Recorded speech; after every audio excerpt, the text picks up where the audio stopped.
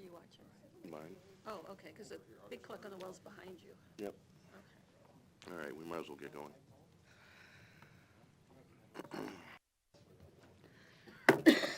I'd like to call the meeting to order. I'd like to first invite our Vice President of Safety, Security, and Business Continuity, Shane Hunter, to give us a quick safety briefing for all those in attendance. Shane? Good morning. Morning. We are currently at the Legislative Chambers at 1819 Farnham Street. It's the second floor, commonly referred to in this building as the LC level. There are normal exit paths and entry paths that we used this morning. There are also two exits in this room for emergency use. One is over here behind this accordion wall, co-located with a fire extinguisher. The other one is also behind this accordion wall. It also has a fire extinguisher as well as the nearest AED.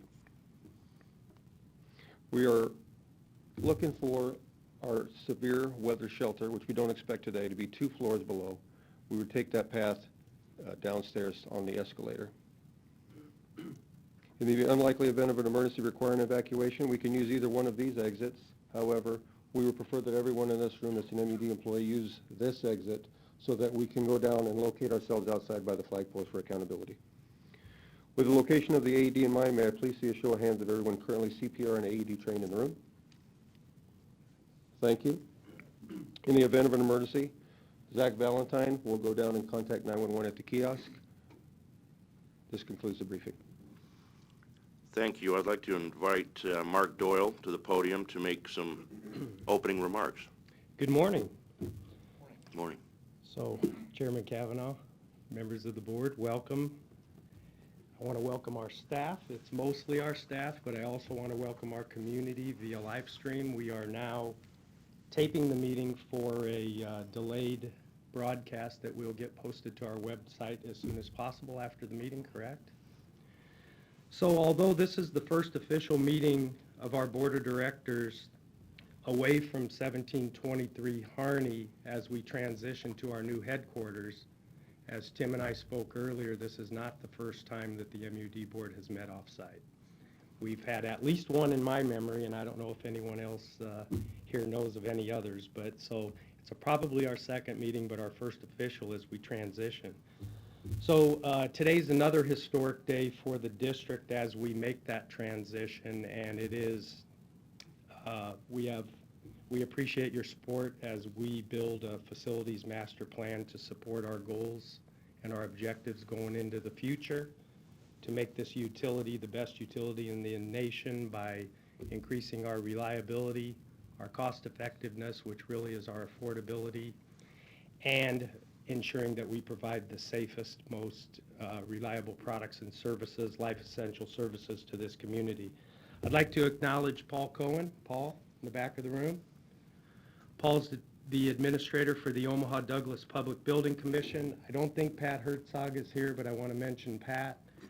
I also want to mention staff that's helped us out as we transition in the most undisruptive way we can as you conduct the public's business in your elected roles. Ron Bubbles, the blue shirt, and Matt Kirsten, right here. Can't say enough about the teamwork of these two public entities to not only provide this facility, but to also give us all the help we needed to make it look easy. It's never easy, but it needs to look easy. Lastly, I just, again, want to reiterate to you as our board that we're here to support you, and we have a full meeting today. There'll be, I think everyone's been instructed that we have microphones in front of us, and you can activate the microphones manually, or Matt will activate them as you begin speaking. I guess he's really good at that, right? He's got a good sense. So thank you again, and I think we're ready. Did I state my name and address when I came up here? Not my address, but did I state my name and title? I don't think you did, but... My name's Mark Doyle. I'm president, Metropolitan Utilities District. So I want to remind everyone as you step up, that's the protocol from this time forward. Right. Thank you very much. Thank you.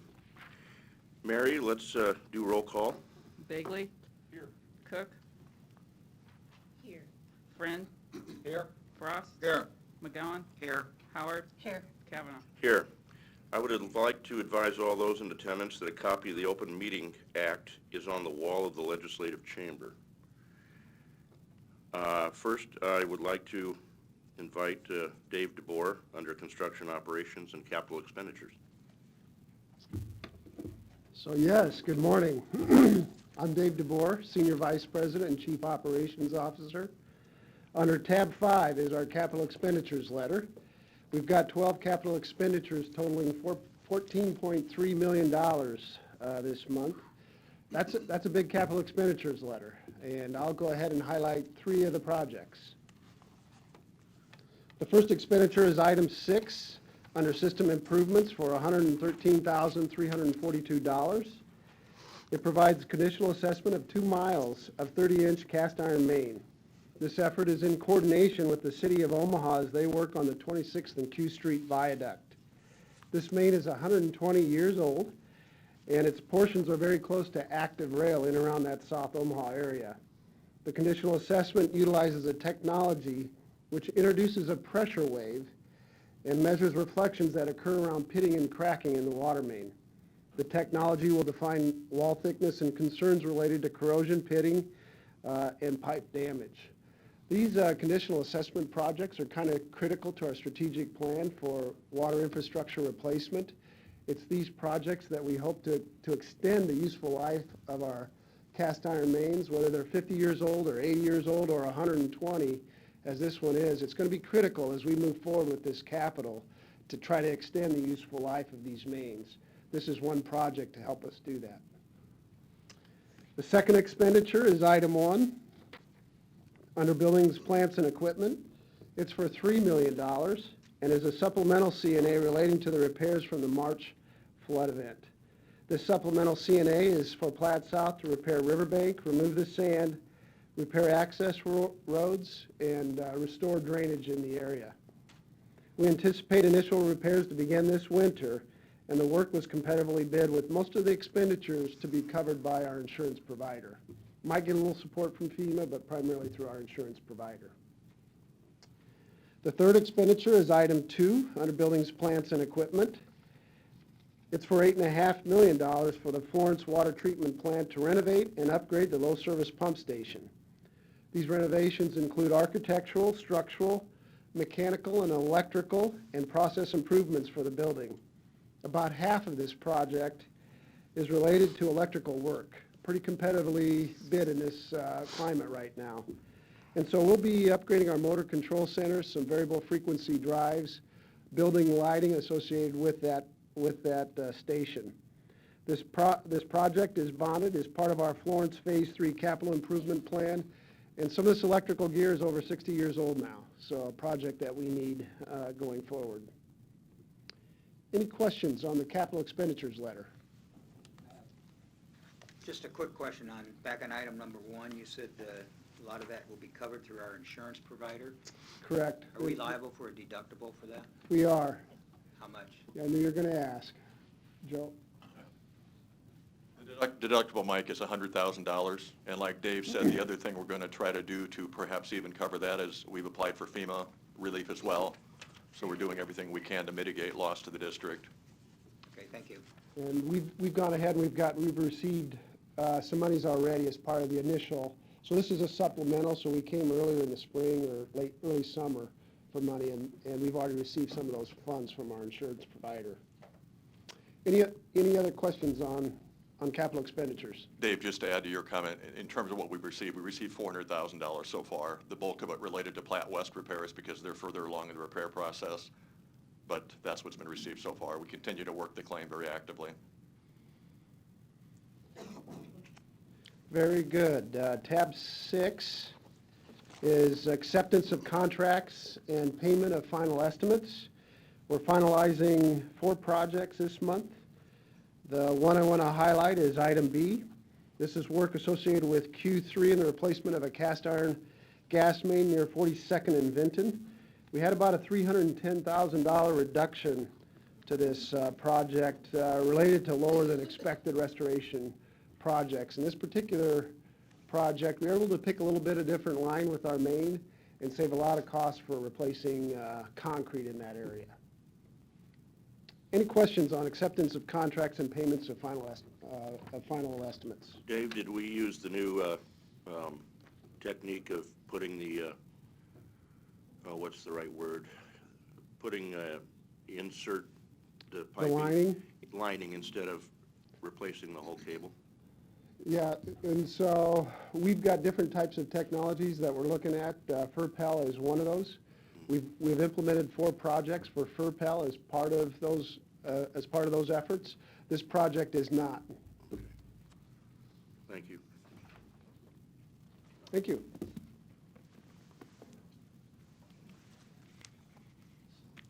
Steph, tab 7. Good morning. My name is Stephanie Henn. I'm the Director of Plant Engineering. I will be addressing the letter behind tab 7, discussing the water infrastructure contracts that we have for 2020. I will be outlining our current plan to accomplish our replacement goals as a part of the district's water infrastructure replacement program. Management is proposing that the president be authorized to enter into contracts with 5 contractors for water infrastructure work.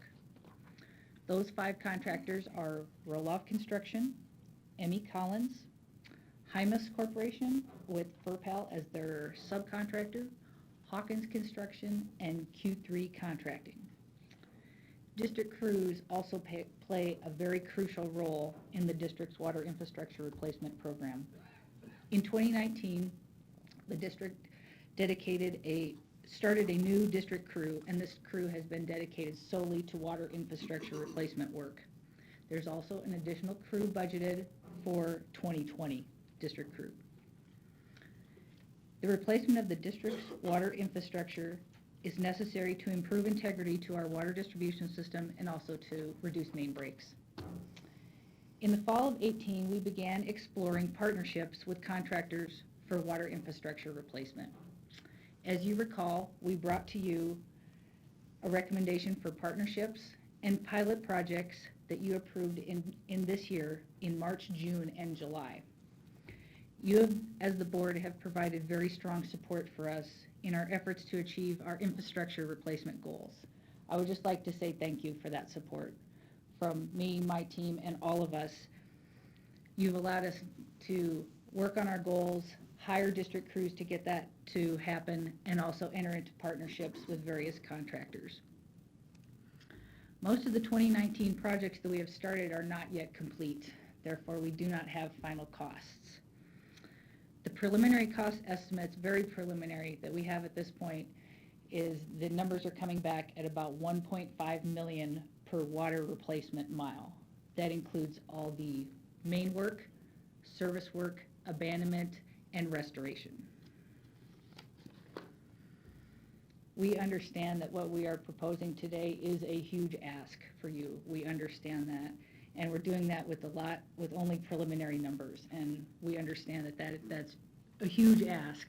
If you look at table number 1, which is up on the screen, this was the first table in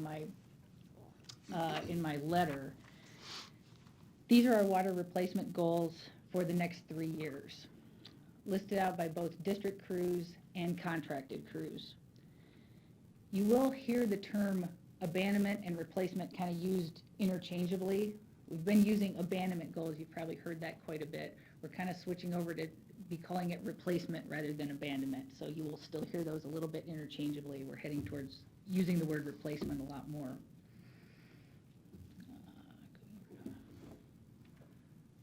Steph, you may not know this, but is there any residual value to the main that comes out of the ground for replacement? There really isn't, and a lot of the time it doesn't come out of the ground. We abandon it in place, and it's old cast iron that is just not in good shape, and so it stays there. We plug the ends, and it stays right where it was.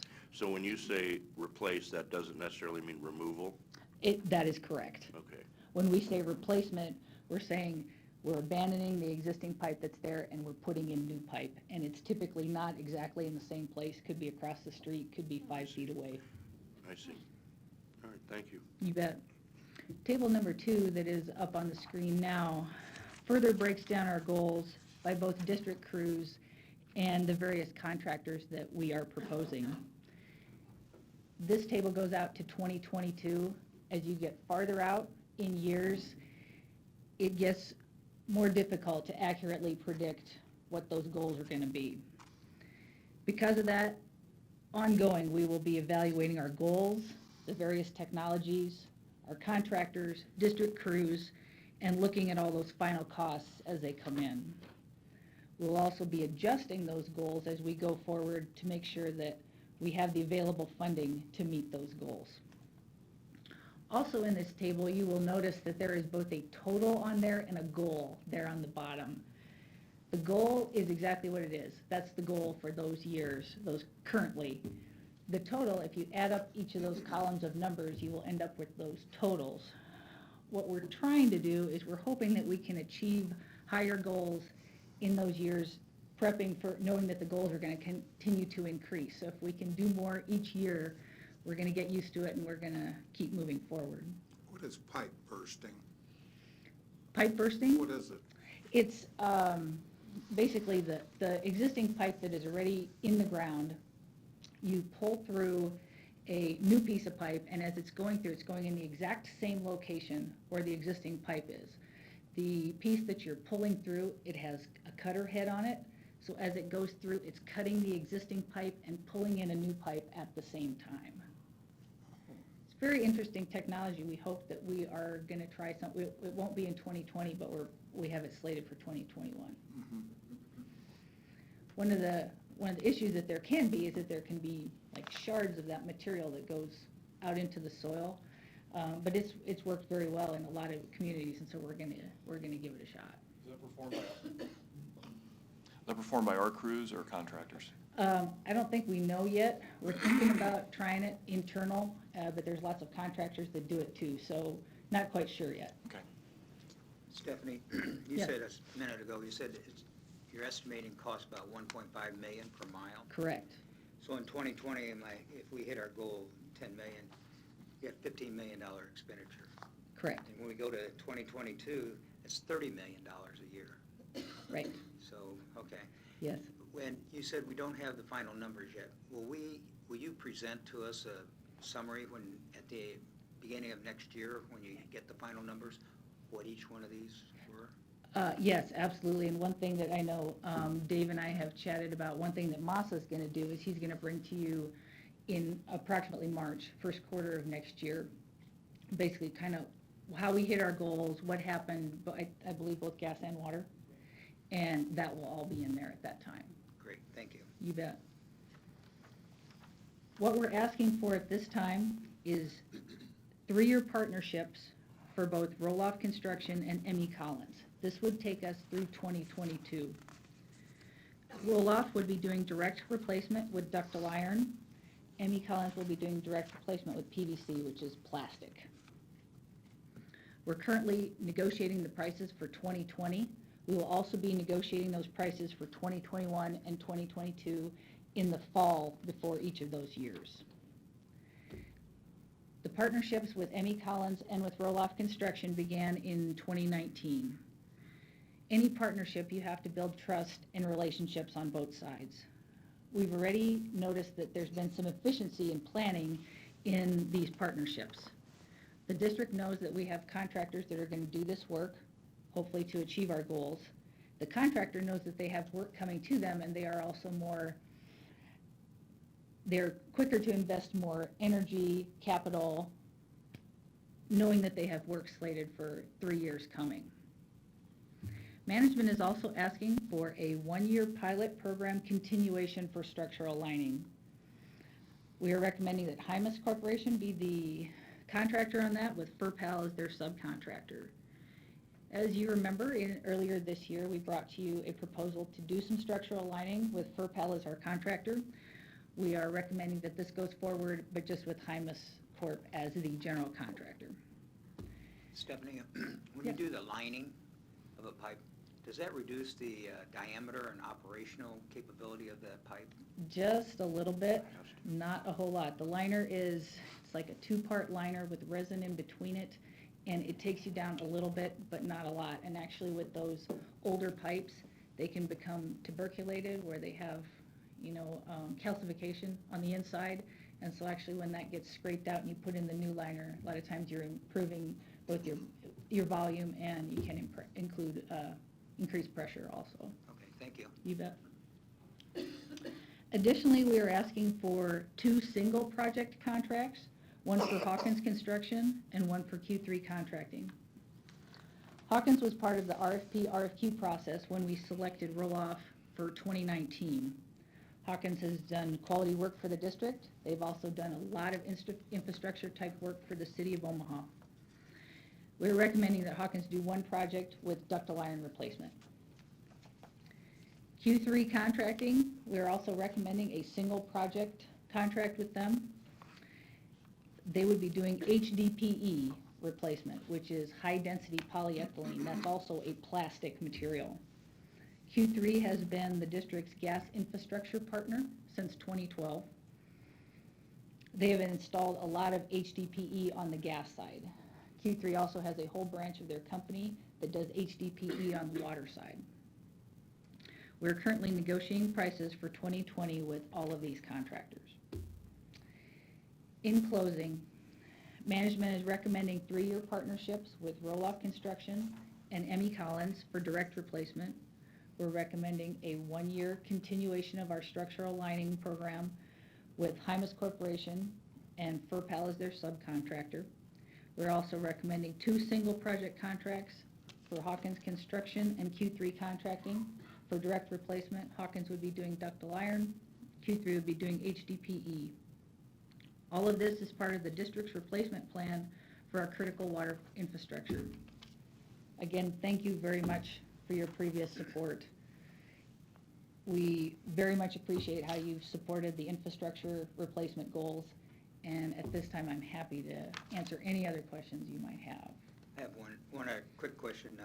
On the additional crew we're going to bring on internally for 2020, Yes. Are those brand-new hires, or will current crew members be bidding on those, or will it be staff additions? How's that going to work? Actually, all of the above. When you're building a new crew, you obviously, your group leader and your crew leaders and all of those folks need to have experience, so they'll be promoted into those spots, and then you backfill everything. So there will be new pipe layer trainees coming in off the street as other folks move up. Okay. Do we have to buy new equipment for this crew? New equipment also, yes. Okay.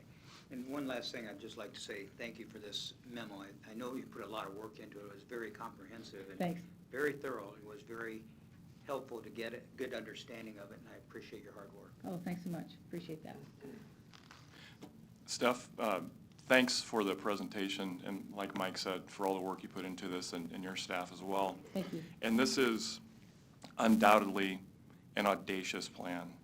We're asking a lot of our ratepayers, a lot of our crews. We're bringing new crews on. Yes, we are. Asking a lot of our contractors who are doing some innovative things, but the timing is right. If we don't do it now, then it'll just continue to be more expensive down the road. We'll continue to experience those dang main breaks that we read about. Right. We've been well informed about those issues, so the timing is right. So thanks for all your effort in this project. Thank you. We really appreciate that.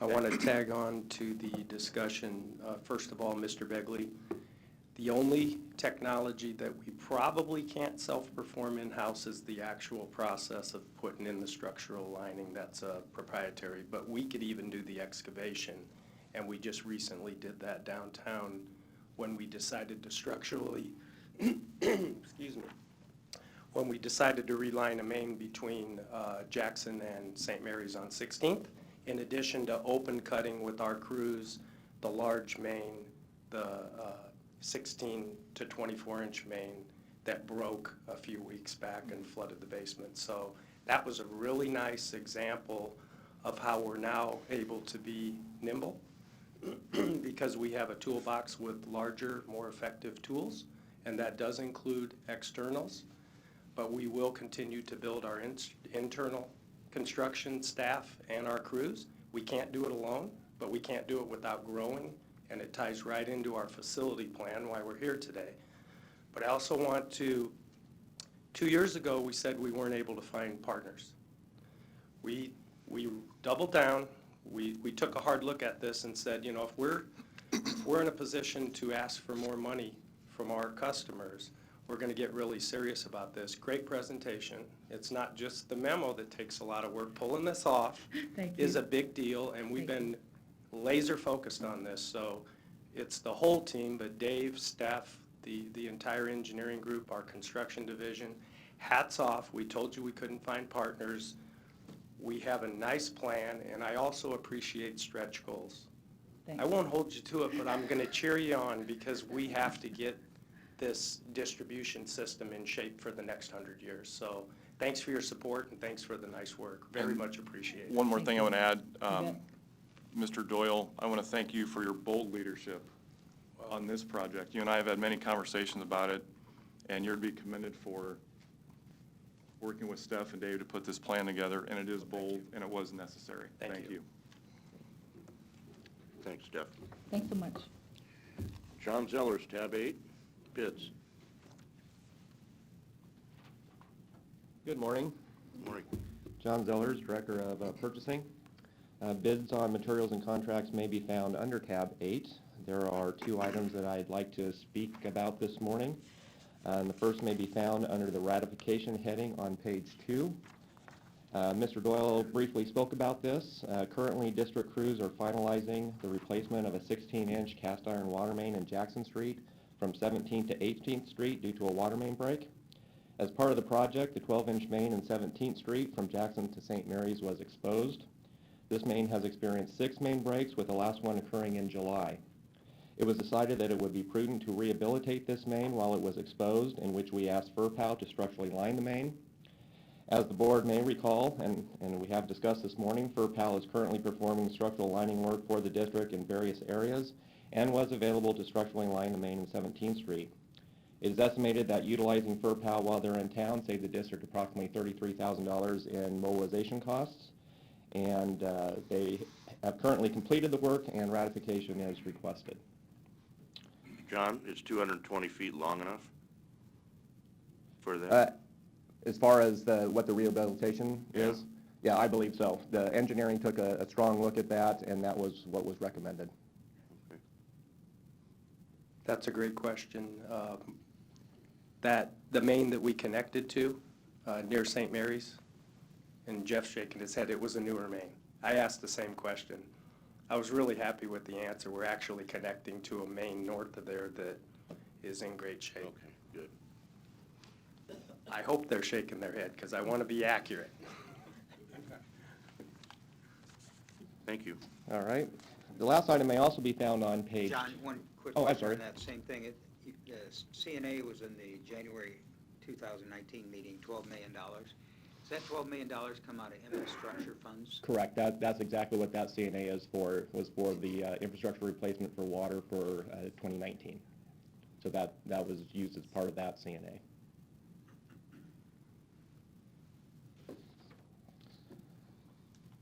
Any further questions on that item? All right.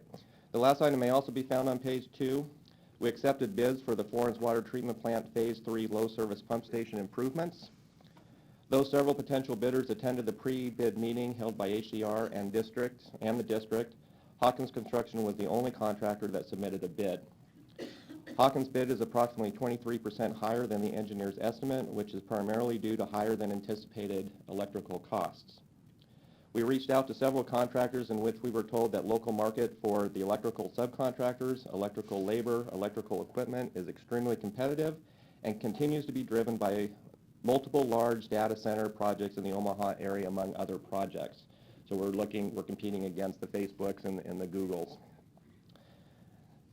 During the discussions with the local general contractors, they also mentioned that there is an abundance of work and that they don't anticipate a change in the market conditions over the next few years.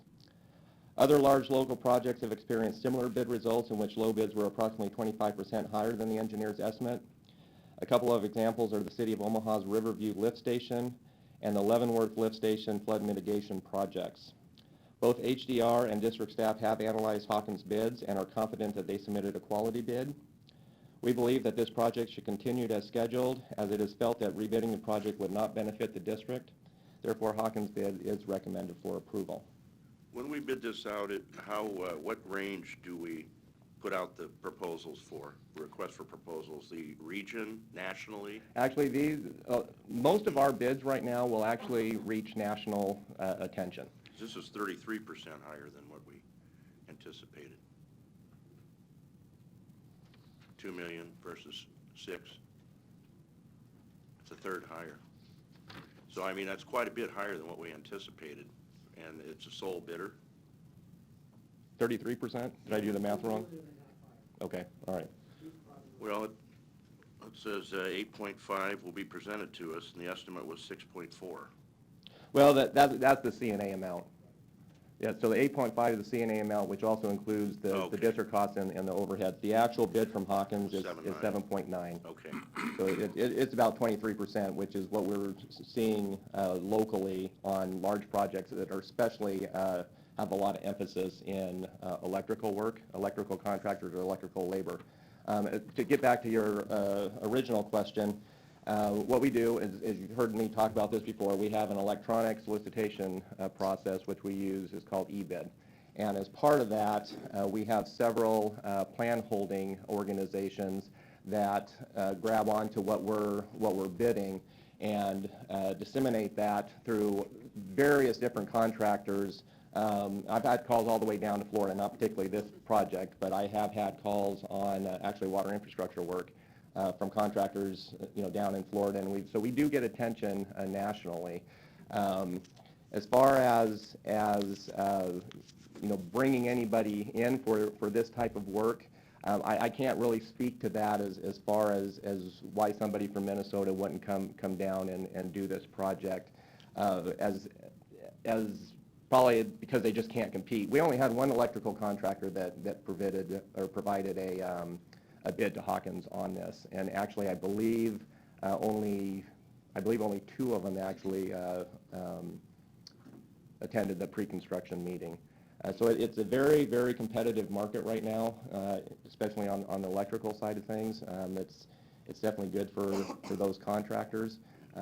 Maybe not so good for us. I did have a conversation with Mr. Koenig the other day, and back in 2008, 2009, those eras, it's kind of flipped. It was flipped. We were actually benefiting really, really good pricing because there was not as much work out there as there is today. Okay, thank you. Any further questions? I just need help with the glossary of terms. C&A means? Capital and expenditure, so that's the memo that Mr. DeBoer presents at the beginning of each board meeting.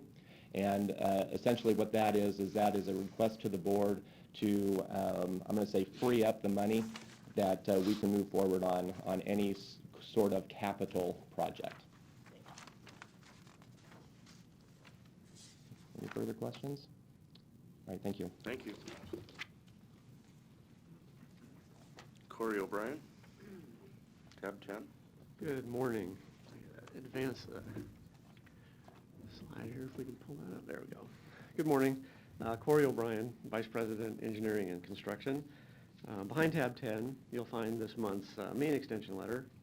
And you'll notice that it has a significantly different look than we've had in the past. And we did that to not only present the relevant information about our projects in a more clear fashion, but also to give you a better idea of where these projects are located in our service territory. We do want to continue to improve on this, so welcome your feedback, positive, negative, things you like, things you don't like about the new letter, and we'll try and keep improving it. The projects on this month's letter, there are 4 of them. There are 3 water projects and 1 gas project.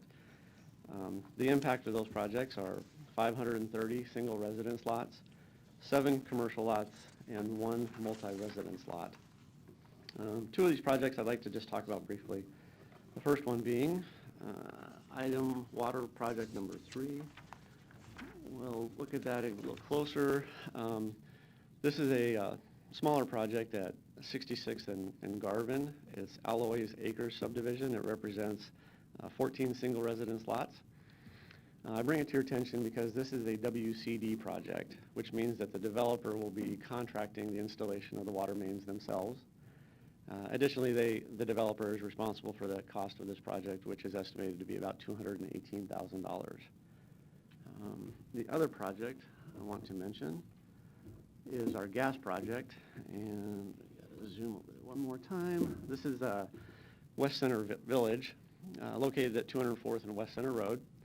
It's a project that represents 7 commercial lots and 1 multi-resident lot, residence lot. As part of this project, our management is recommending that we oversize about 2,750 feet of main to a 4-inch main at an estimated district cost of about $25,000. There's also a small deficiency on this project of less than $2,000, and the developer has agreed to pay that deficiency. Are there any questions? No? Great, thank you. Bonnie, tab 11, personnel.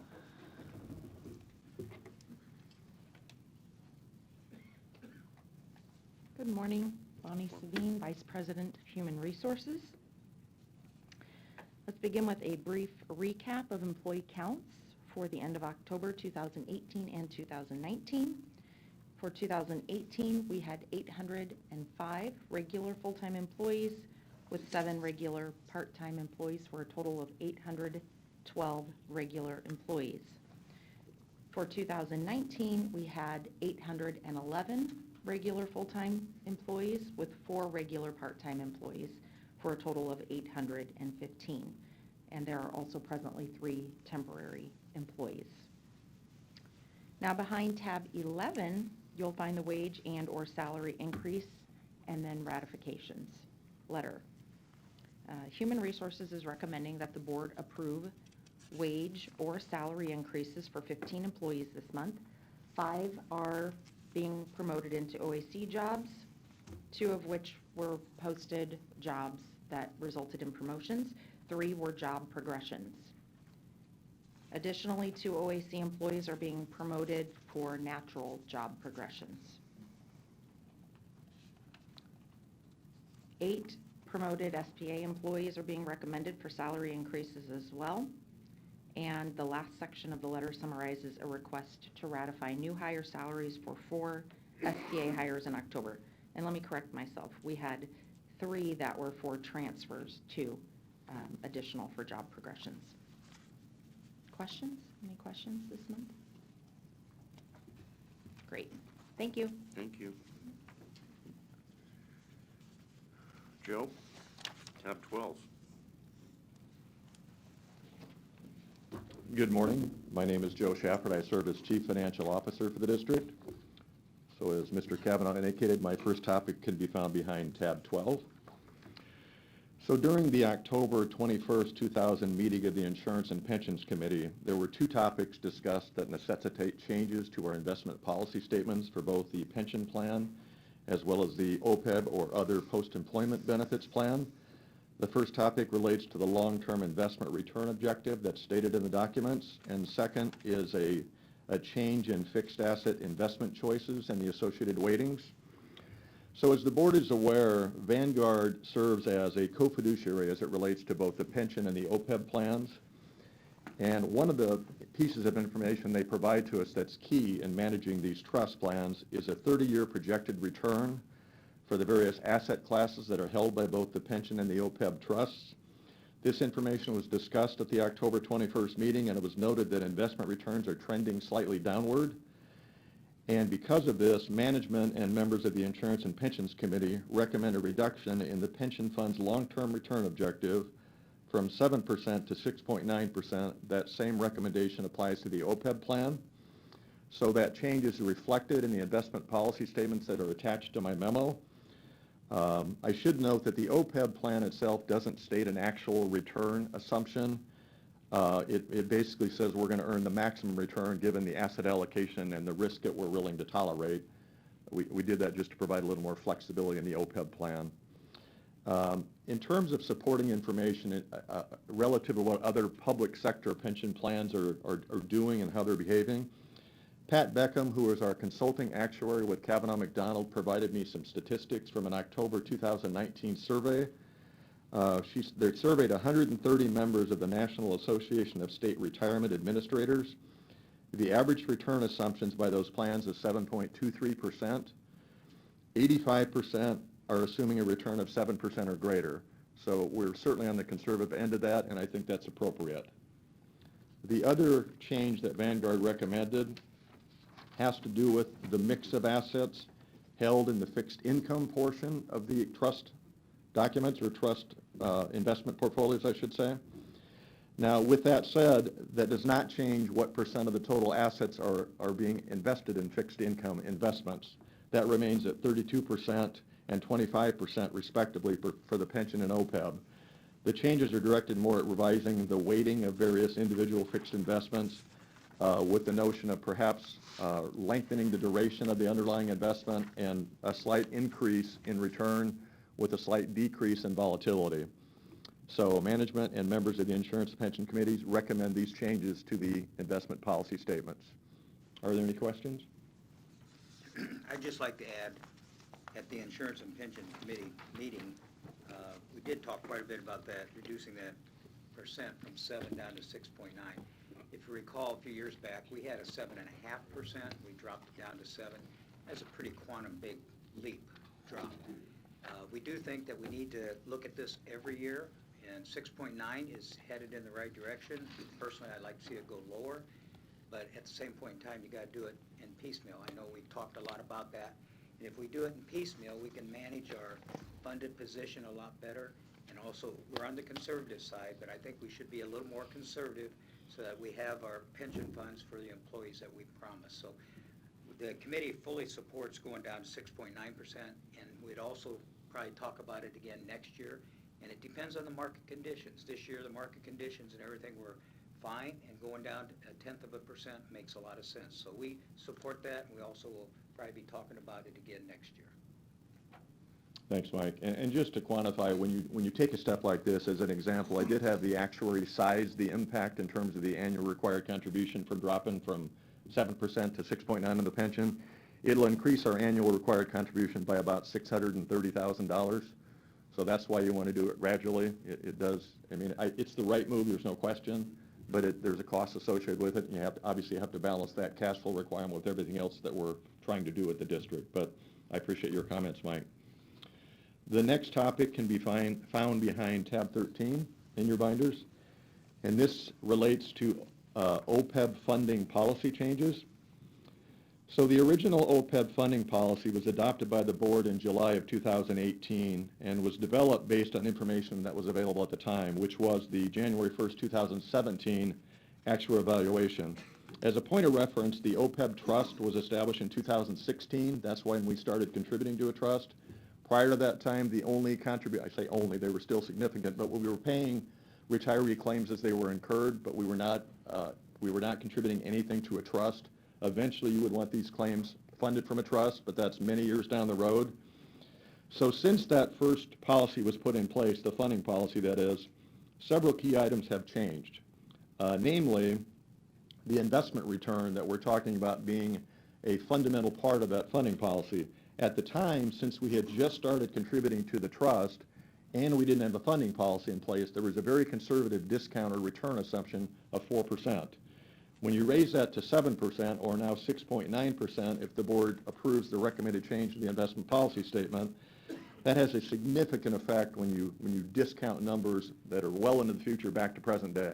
The higher the discount, the lower the present day liability. The other thing that's changed is there's a recommended change to the way we actually determine the annual contribution, and I'll get into this. So the outcome of those two significant changes are several suggested changes to the funding policy. The first is what they call the initial legacy unfunded actuarial liability. Basically, it's the starting point.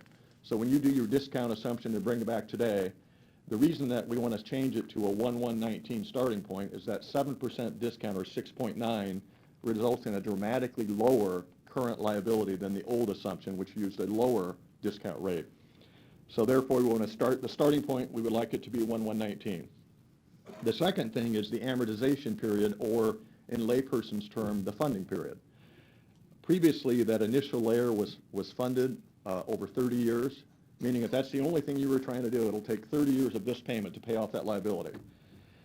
The best practice in the industry now is getting a bit more conservative, so we're recommending reducing that to 20 years from 30. It'll raise the contribution a bit, but it's considered actuarial best practice, I should say. The other thing that this amortization period or funding period relates to is every year you make a set of assumptions, the actuaries do, then they compare what happened, and that creates a new layer, either an increment or a decrement to that liability. And that was also recommended to amortize over that same 20-year period. The only time that we would visit the amortization period is if you had a significant change in an assumption that would cause a really large current year layer. Then the actuary recommends kind of dealing with that on a case-by-case basis in terms of the funding period. And then finally, I mentioned the change in the recommended calculation of how much you contribute. The previous OPEB funding policy used what's known as a level percent of payroll funding or amortization approach. And effectively what happens is that goes up each year because you assume your payroll is going to.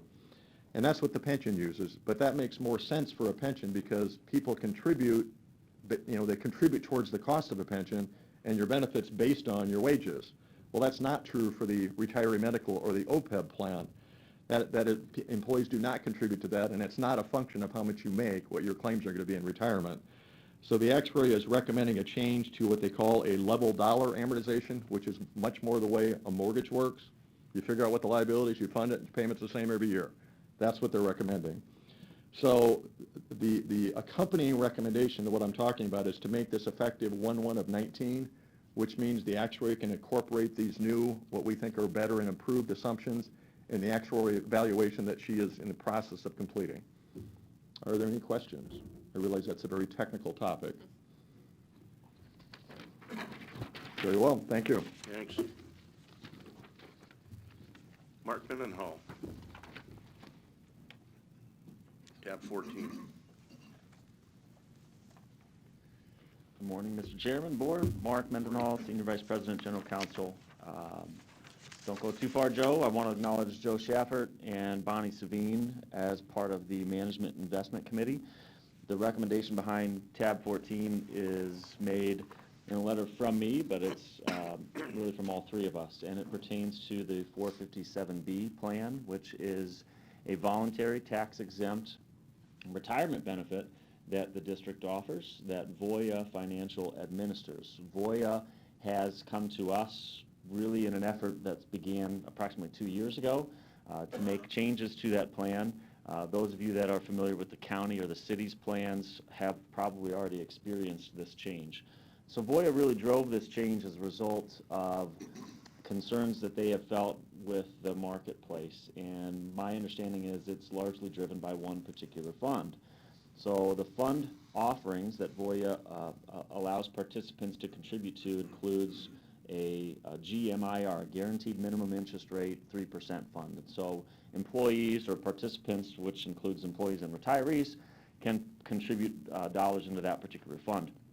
Voya has pushed a change to eliminate that fund. And so what they have offered is a change which essentially closes that particular account, but then Voya is offering a bridge strategy, which is an opening of a new fund for 12 months at that same 3% GMIR, and then another 12 months at 2.5% GMIR, at which point then the fund moves to what's called the jumbo rate. And Voya defines the jumbo rate as 50 basis points of their standard, and the standard is a blend of a 7- and 10-year Treasury bond. And so when the Investment Management Committee, Bonnie, Joe, and myself were, when these changes were proposed to us, what we felt is it's best to engage a third party. So I do want to acknowledge Bernie Heffernan. Bernie is part of the Advanced Capital Group. Advanced Capital Group is a team of investment advisors, retirement experts based out of Minnesota. And so what we had asked Bernie to do is review the Voya proposal and let us know essentially if this is, for lack of a better term, a good deal, or if this is something that we should go to the market and see what Prudential or TIAA or one of these other entities would provide to us. And so there was a presentation made to the Insurance and Pension Committee last week, where we ultimately agreed based upon ACG Advanced Capital Group's recommendation that we should continue with Voya as the administrator of the 457B plan and go along with these changes. What I would also note is, in addition to that bridge strategy that they've offered us, they are also offering a new array of funds, including some Vanguard funds that have a reduction of points or expense fees that our participants should enjoy. And really that is about it. And so with your recommendation, the management then would recommend that you allow us to participate in this new change. What I would also mention is that in the letter, I believe we have that the changes would be effective January 1. I have talked to Mike Kane. Mike is the Voya representative. We anticipate those changes would actually be mid-January. And Mike has also indicated a willingness to engage with the Investment Management Committee to ensure that we're having a good communication message. And so that communication would be made really probably starting tomorrow, assuming that this board approves this recommendation. And it would include mailings to all participants, emails to the participants. Granted, our emails would only get to our active employees. We would have workshops or like a lunch and learn where Voya would come in and make a presentation. So by and large, this is on Voya to make these notices to all of the participants, but we feel that we should ensure that we're contributing to that communication plan as well. So, yes, sir. I want to also say it should be noted too that we just can't say to Voya, you got to keep it at 3%. You know, they have the right to cancel the contract, and then we're forced to go out to the market, and there's nobody that could have come in and replaced that bridge or that fixed income with the bridge they're offering. And so they're offering that bridge, which is very nice and attractive, plus some reduced administrative costs. So we think it's a good deal for our employees, and we so fully support this. Thank you for pointing Mark, that out. yes, sir. Go ahead. Okay. Well, as I understood from the meeting and from Michael Kane, was that the period that you would have to contribute funds from other retirement sources to this fund, this guaranteed 3%, would be until the end of January. You could shift money over. Is that what you remember as well? It is, and it's shifted a little bit. And so what Voya would do is they'll send that they wanted to start this plan upon mailing, and upon mailing would be they anticipate sending them the notification to all of the participants in mid-January, and so that 30-day time frame would start on mailing. And so it's anticipated if they were to send this notification to all participants, say January 15th, and that was the date that Mike had mentioned to me, then that 30-day window would be until February 15th. So that'd be better. All participants would get that 30-day time frame to move whatever contributions that they want into that GMIR 3% account fund,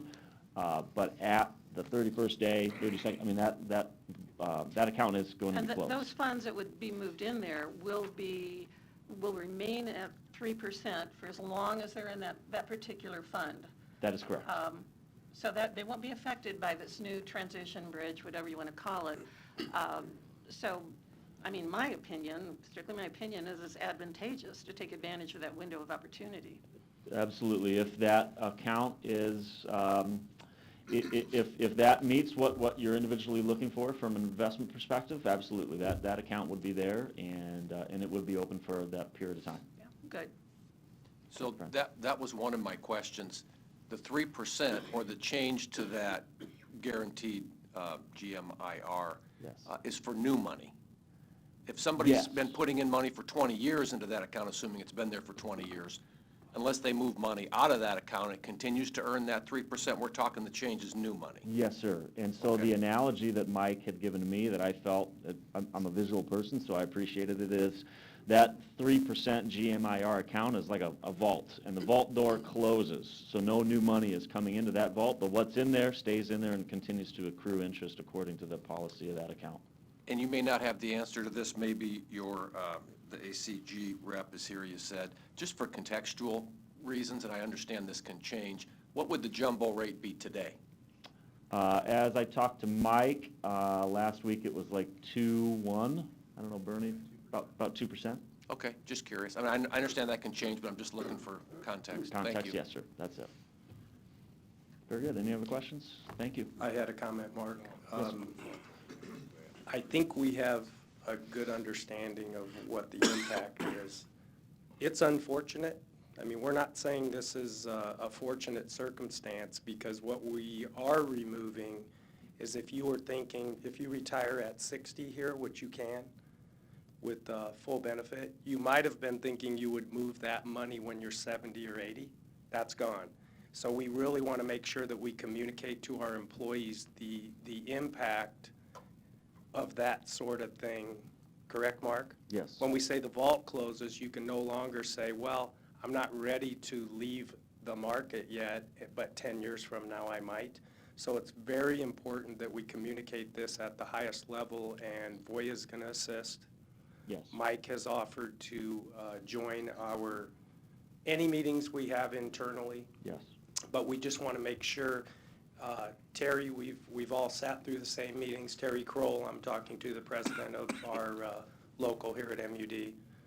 And we need to work together to make sure that there are no surprises for our employees. That's our main mission right now. Do you agree? Yes, absolutely, and I would mention to you all, the decision to begin this in January was a strategic one. I believe the city is doing the same thing. I understand the county has initiated their changes starting now, and we felt, although that might be the best decision for them, we felt that with open enrollment and then the holidays so quickly after open enrollment, that it might be best to start this in January. And so really that's the reason, is let's give ourselves a little bit of extra time to make sure that the communication is made in whatever form that we determine is best, in order to give all of the participants as much time to make whatever decisions that they feel are appropriate for them. Great. Thank you. Thank you. Justin, J&L, tab 15. Good morning. My name is Justin Cooper. I'm a staff attorney with MUD. Behind tab 15, management is seeking authorization to proceed with the sale of an abandoned pump house in Sarpy County. The pump house has been decommissioned and abandoned in 2017. It was originally acquired through the annexation of the Millard water system back in 1972. We advertise primarily by talking to the local residents and businesses in the area. Ultimately, we had two bidders, with Mr. LaHood being the highest bidder, and we are recommending that you accept that bid.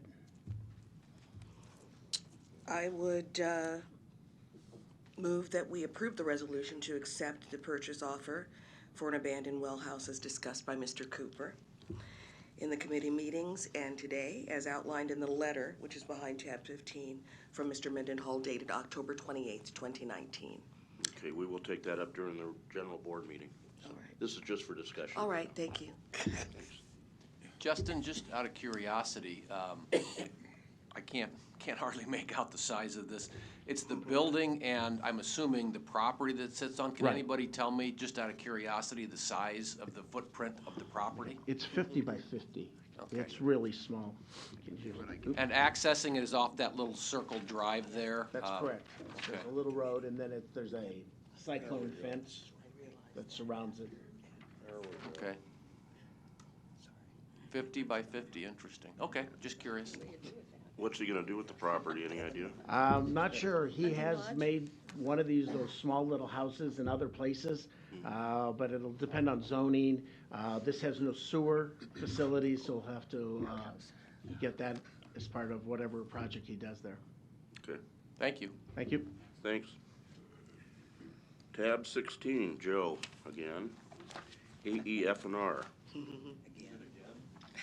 Again. I know you meant that in the best way I did. possible. Yeah. So behind tab 16, you will find what I'm describing as a proposed gas rate realignment. I want to make it very clear, we are not proposing a gas rate increase with this. So our gas rates are structured to recover costs commensurate with the cost to provide the underlying service. We also strive for transparency in our rates so people can understand them well. Historically, the base commodity charge has covered 3 different layers of costs: the district operating expenses, district capital spending and associated debt service cost, if any, and finally, pipeline demand or fixed transportation costs.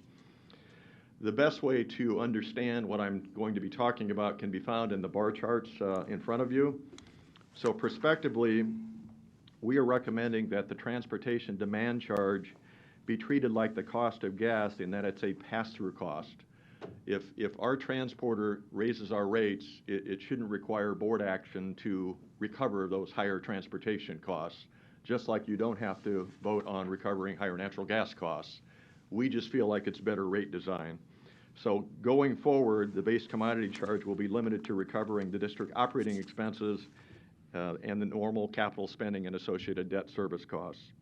So we're recommending this realignment take effect December 2nd. And in the bar chart, the left one is what these represent is the average annual cost for the average residential customer taken from the 2019 budget. And you can see that base commodity or margin slice of $149 henceforth becomes 2 slices, a smaller base commodity charge and a transportation demand charge. So that's what we're talking about. Are there any questions with that recommendation? Joe, I'd just like to clarify something. Right now, the transportation charges by Northern Natural are subject to refund pending the proceedings at the FERC, correct? Right.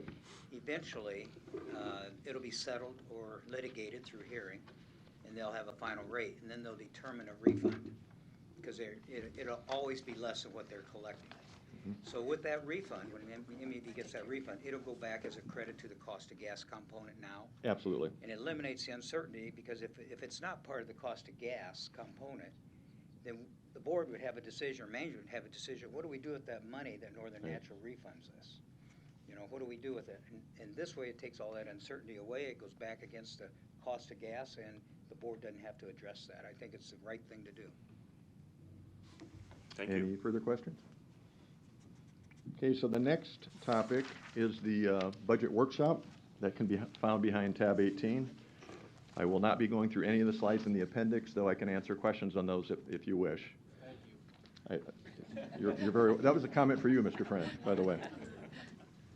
So every year, obviously, the district, as any entity, goes through a rigorous budget process. And the reason we want to do a workshop in November is to focus more on you don't need to be concerned about you have a vote coming up. It's try to teach you what we've done so far, instruct you, answer questions, and what have you. Today we'll be focusing on personnel and capital. We have not completed the compilation of cash flows yet, so that's a work in process, and that's where we bring it all together at the December meeting. So with that said, oops, gotta hit the right arrow, Joe. In the personnel section, so what you have in front of you is the 2019 budget, 2019 estimate, and then the 2020 budget. So the 831 full-time staff members, you may recall every year we incorporate in the budget an attrition adjustment, because you know you're going to have turnover amongst your staff for any number of reasons. Historically, we have attached a headcount reduction associated with that attrition dollar adjustment. So on some of the headcount reports you see every month, you may recall a budget of 820. Really what that represents is a dollar reduction in our wage expense budget. We're going to stop doing that because it's created a lot of confusion even internally on what people think their authorized staff is. And that's a very important number. So going forward, we will continue to reflect an attrition adjustment. We just won't attach it to a certain number of staff positions. So that's just a little backdrop for you. So the 2019 budget resulted in wage expense of $69.4 million. As you can imagine, we track expenses very closely on a monthly basis. The monthly reporting income and finance report that is distributed to management as well as the board tracks this and communicates on this. So through September 30th of 19, wage expense is $926,000 below budget, and that is despite overtime being up by nearly 30%. Overtime's been very high this year, too high, frankly. So with that said, you'll notice an estimate column of 842. And at face value, you might, well, how can you go above budget? Well, because we're so far below in our expense budget, management authorized hiring some people toward the latter part of the year. The other thing we're trying to get at is what we think has become excessive overtime. Now, As a preview to a future slide, the 842 was developed when the budget preparers submitted their budget information, which occurs in mid-August. You will see we're not going to hit that number. It takes longer to hire. You have attrition going on. You have all these simultaneous equations. They make that a tough number to predict. So you'll see a different number. The 842 will happen.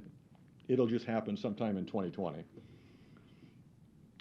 So the bulk of this increase from 831 to 842 is really an authorization to hire 8 staff members, which I'll talk about in the future, that are directed at very specific initiatives, and I'll show you that in the future.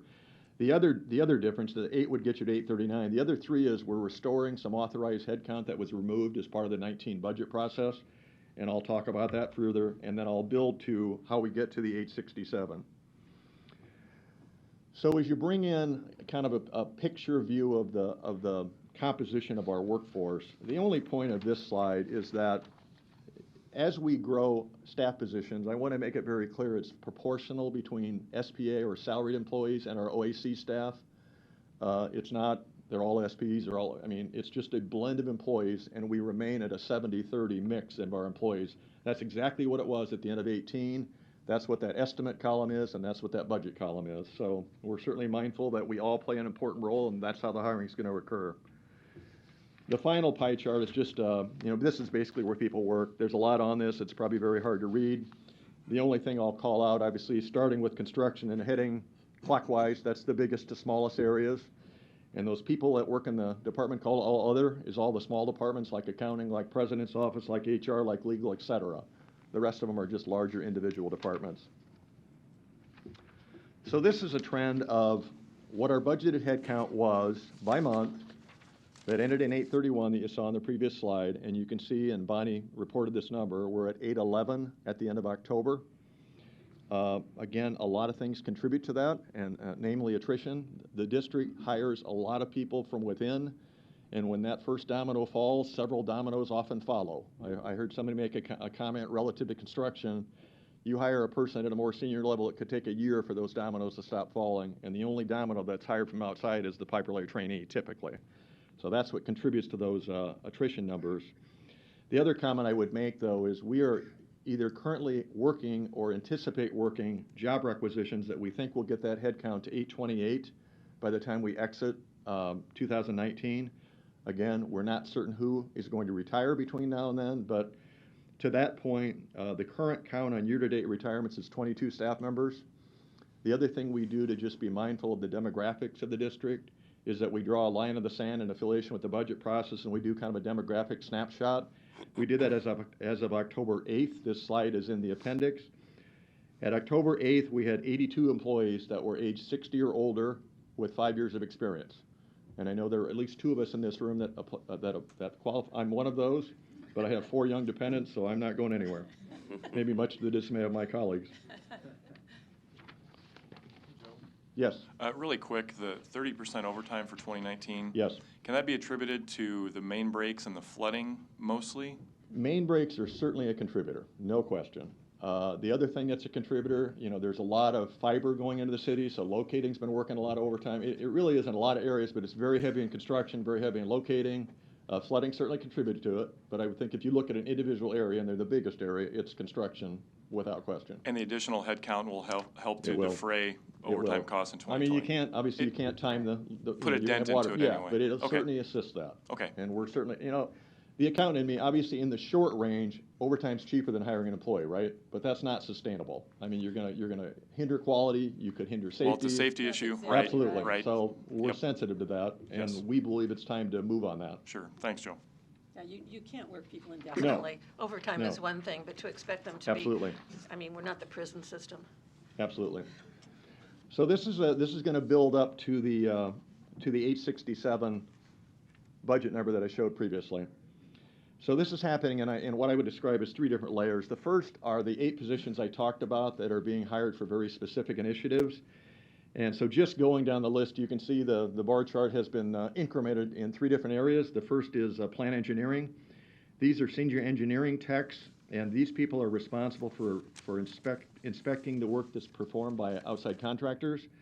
With that ramp up that's going to occur, we need to get ready for that, and that requires training of these people. So one has been hired, one is in the process of being hired. There's, as you drop down in the In the safety security locating and dispatch, you see 3 there. It's 2 in locating. We talked about the overtime in locating. We're focusing on ensuring all locators are thoroughly trained with controls in place to ensure our underground assets are protected. So there's a utility locating manager that was actually on this board agenda in the personnel section that Bonnie talked about, and the QA/QC foreman that was on last month's board agenda. There's also one more in dispatch. We're converting a part-time to a full-time employee so that all emergency calls will be taken 24/7 by dispatch. Today, the customer service reps take some of those. That will cease January 1 of 2020. In the all other, there's 3 positions there. 2 of them are in what we're calling the the structural integrity group. That's Masania and the work he's doing in affiliation with his colleagues in engineering and throughout the district, looking at alternate material types, anything to protect and enhance and rehabilitate our infrastructure is what they're focused on the water side primarily right now. The final hire there is in corporate communications.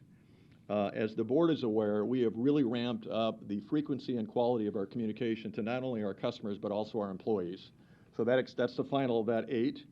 The second wave is what I'm calling restoring some authorized headcount that was removed from the budget. You see a big chunk arriving there for construction, 6 more people. You also see in water ops and central maintenance, there's 1 at Florence, 1 at water distribution, and 1 at central maintenance. Florence has also experienced a fair amount of overtime. They were down a staff member, and they're having to rotate to cover 24/7 operation, requiring a lot of overtime, so we're trying to address that. 1 in customer service, and then 3 design engineers. Obviously, if you're going to ramp up infrastructure replacement, the design happens well before the construction, and you got to get in front of it. So that's to provide some assistance there. Finally, there's... Joe, can I ask real Yes. quick? Stephanie, maybe ask you, the new crew that we're going to hire for infrastructure, how many people is that? New construction crew for the infrastructure? That is actually in this increment, Mike, we're about to talk about, but Steph can talk about it better than I can. There are actually 5 on that crew, yes. Okay. And that's how many are on the crew that we added in 2019 also. So you have a crew leader, and who makes it up? Let's see, I can read them. Steph probably knows off the top of her head. You have a crew leader, a utility worker, a couple of machine operators, pipe layers. Am I getting that right, Corey? And Andy? Yes. Okay. Sorry, I might have jumped ahead, but No, it's all right. Just curious there. I like that Steph helped me with a question. She can stand up here. She can stay up here if she wants. I'm good. Oh, you're good? Okay. So to that point, Mike, this is the layer of what we're calling new positions for 2020. And the first is that dedicated crew. So you've got 8 coming into construction. So it's the 5-person crew. It's 2 large boring machine operators, and it's 1 assistant trainer of quality assurance, quality control. We're still developing a strategy for the best way to approach training, and it's being decided to the extent to which it'll be centralized. But we put a position in here because we know we're going to need it either here or elsewhere, so the position is in here. You also have 2... Joe, one other yes. question. Maybe I'm jumping ahead again, but with all the new infrastructure projects and the new partners we have doing our work, are we hiring more inspectors so that we have an inspector on site? That was when I talked about kind of what I'll call the pre-hires for the specific initiatives, 2 of those were those inspectors, and we've got more coming in with this wave that we're talking about now. Okay. So yes, good question. So we have 2 coming into water operations and central maintenance. That's 1 in water distribution, a valve maintenance mechanic, and a water plant engineer at Platte West. Directly to your question, Mike, we have 5 more coming in engineering, and Steph's group, plant engineering, is where the inspectors are employed. So we have a field engineer that focus on internal crews work, and then we have a senior engineering tech that is another person on top of the 2 we talked about previously to look at the outside contractors. So we have 3 coming on focused on that.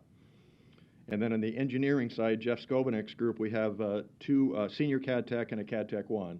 So with we had the engineers we talked about previously, then you have to have the CAD techs related to do the drawing work. So that's the extent. There's some kind of pluses and minuses in the other groups that kind of net to 0, but that's the bulk of those are the employees that we're proposing to add. Again, as Steph mentioned, we realize it's a big add, but there's much to do, and there's much currently going on. The purpose of this slide is to talk about what we're doing and what positions the newer positions that are dedicated to water infrastructure replacement. And the reason you see it in 2 different columns, so the left column shows a total of 27 employees. Well, not every one of those employees is going to work 100% of their time on water infrastructure. So what the FTE column does is it converts it to, this is what percent of their time they're going to devote to water infrastructure. You can see it's 21 employees. The pie chart shows where they're working as well as the descriptors. But as we know, we had a 7% commodity increase going on the water side July 1 of 19. We're proposing another 12 that the board has already approved for January 1 of 2020. The combination of those two rate increases creates a new layer of funding of $11.8 million. That is on top of an existing water infrastructure fixed rate component that contributes 14.8. So we have a layer of funding of $26.6 million. That's how we're spending some of that. The other thing I think that's important to note, because I kind of reacted, it's like, wow, it takes this many people to ramp up. First off, maybe it showed my ignorance of the breadth of the construction process and what it takes to support it. But I think the other important thing to note is that this is not really linear. So we've talked about, on Steph's goal sheet, you saw accountants tend to round up, so I'm asking for 13 instead of 12.75. But so 13 miles, it's not going to take that many more people to get to 15. In fact, Dave DeBoer has indicated we can reach 2021's goal, he believes, with no more staff count. So you kind of take a step function in your cost structure.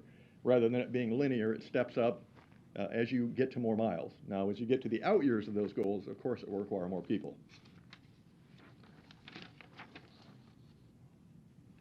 Travel and memberships, we're going to do kind of a brief flyby of this, but the majority of the travel that district employees do relate to training as well as attending various industry functions. The only thing to point out there is we are doing a reduction of $90,000 and some change versus what was submitted. We're going to keep it flat budget to budget. We have not yet pushed that down to the areas, though the senior management team is aware of what this target is, and work is underway to do that. In the membership section, and again, I should note, detail for all of this is in the appendix, and if Mr. Friend wants me to go through it, I will, but I'm choosing not to. He can ask me a question offline if he wishes to. For memberships, individual memberships, obviously given the nature of the people we employ, engineers, accountants, attorneys, IT, we all have various credentials that we have to keep up with. That's the memberships to do that. The reason you see it dropping is some of those are biennial licenses, so they go up and down a little bit. Company-wide memberships, those paid for by MUD. The biggest thing driving the $25,000 increase is a couple new memberships we're going to propose joining. The first of those and the largest, which is $12,000, is the Midwest Energy Association. It's a trade association of electric and natural gas utilities focused on improving safety and efficiency. It also provides us access to an extensive library of natural gas training courses, including operator qualification specific offerings. So that's the biggest reason for that change. And then the final line, the board is aware of that Northern Natural Gas Marketing Fund. We pay for several memberships from that fund as well. You see it's dropping a little bit. Couple of things going on. We're actually increasing our commitment to Prosper Omaha, but that's being offset by, we support the Street of Dreams, but it depends where it's at. So if we don't think it's going to be in our service territory, of course you don't incur that expense. So that's why that creates volatility. Next, we're going to move on to capital. I apologize, the eye chart, I won't spend a lot of time on this, but what you're looking at is these are all the various categories of capital spending on the water side. There's a 2019 budget. The actual estimate column is what we think we're really going to spend for 2019, and then finally we have the 2020 budget column next to it. I'll focus on the 2020 budget column with the pie chart. The point I want to make here is it looks as if we're going to spend about $5.5 million less than we budgeted in 19. Several different reasons for that. The first is water. You see up in the main section, we're actually going to spend more than we budgeted. Some of these are funded by developers, so it's not like it's cash out of our ratepayers' pocket, but cast iron main replacement certainly is via the rate components we just talked about. The fact of the matter is we were probably a bit aggressive when we did the 19 budget in terms of cost per mile. You can see $12 million, and the goal was still 10 miles. We're going to spend about 15.2, which is in sync with what Steph talked about when she talked about $1.5 million per mile. The other comment I would make is a mile of main is not a mile of main. You just encounter different things as you replace different mains. So the next line down is relocations. We do our best to work with our partners in terms of when road work's going to happen, in terms of development, but some of it's all about the funding that's made available, and that certainly affects our infrastructure. You'll see this both on the water and gas side, both were up. So again, a little bit hard to predict. The construction contract mains, that's the subdivision work. The thought was when we did the 19 budget that we would start to see a slowing there. If you've driven around the city, you know that that is not the case. So it's continuing in earnest. The good news is the developers pay for it, but it does, create some work for us in terms of monitoring that construction. The construction pioneer mains, that tends to track with subdivision mains. So the main I talked about before would be the interior mains to the subdivision. The pioneer main would be the main that feeds the subdivision, that abuts the subdivision. So that tends to track, again, primarily paid for unless we oversize it by the developer. So dropping down, the thing that offsets that is reductions down in the building, land, and equipment section, the biggest being Florence. As you know, the Florence work is happening pursuant to a capital improvement plan that's been ongoing. Sometimes we have timing. So for example, that low service pump house project that was discussed earlier, that has been moved primarily to 2020. That's $3.5 million that we won't spend in 19 that we thought we would. Chemical building, a little bit shifted to 2020, coupled with, I think, a slight reduction in cost. Those are the two biggest items. Platte South, $1.8 million lower. The biggest contributor to that is the Wellfield electrical replacement project has been delayed. You'll see that, or we'll talk about that in a future slide. And then construction machines, I would say, is primarily timing. Some of those are being shifted. We're doing a review of the fleet now, and we've delayed some of this purchase, but that will occur next year. You will also see that the 2020 budget, we're estimating it'll be $10.9 million higher than the 19 budget. You can't really do a variance explanation relative budget to budget because they're a unique grouping of projects. So I'll just talk about that in a separate slide in this pie chart. So starting with the dark blue, yes. One quick question there Yes. Before you leave that slide. Yeah. Up on line 2, the water cast iron main replacements. Yes. The $17 million, is that funded by the WER, the Yes. depreciation component, and the fixed WER? Both, yes. Both. Yes. And that does reflect 13 miles. Okay. Or 1275, I'm rounding We've up. got mechanism in place to get that money Yes. in already. Absolutely. Okay, thank you. So moving to more detail on the 2020 budget capital spending, you can see $69.6 million. Again, to Mike's comment, the first slice I'll talk about is the cast iron mains at $17 million. That's 13 miles. MUD crews will do 5 miles.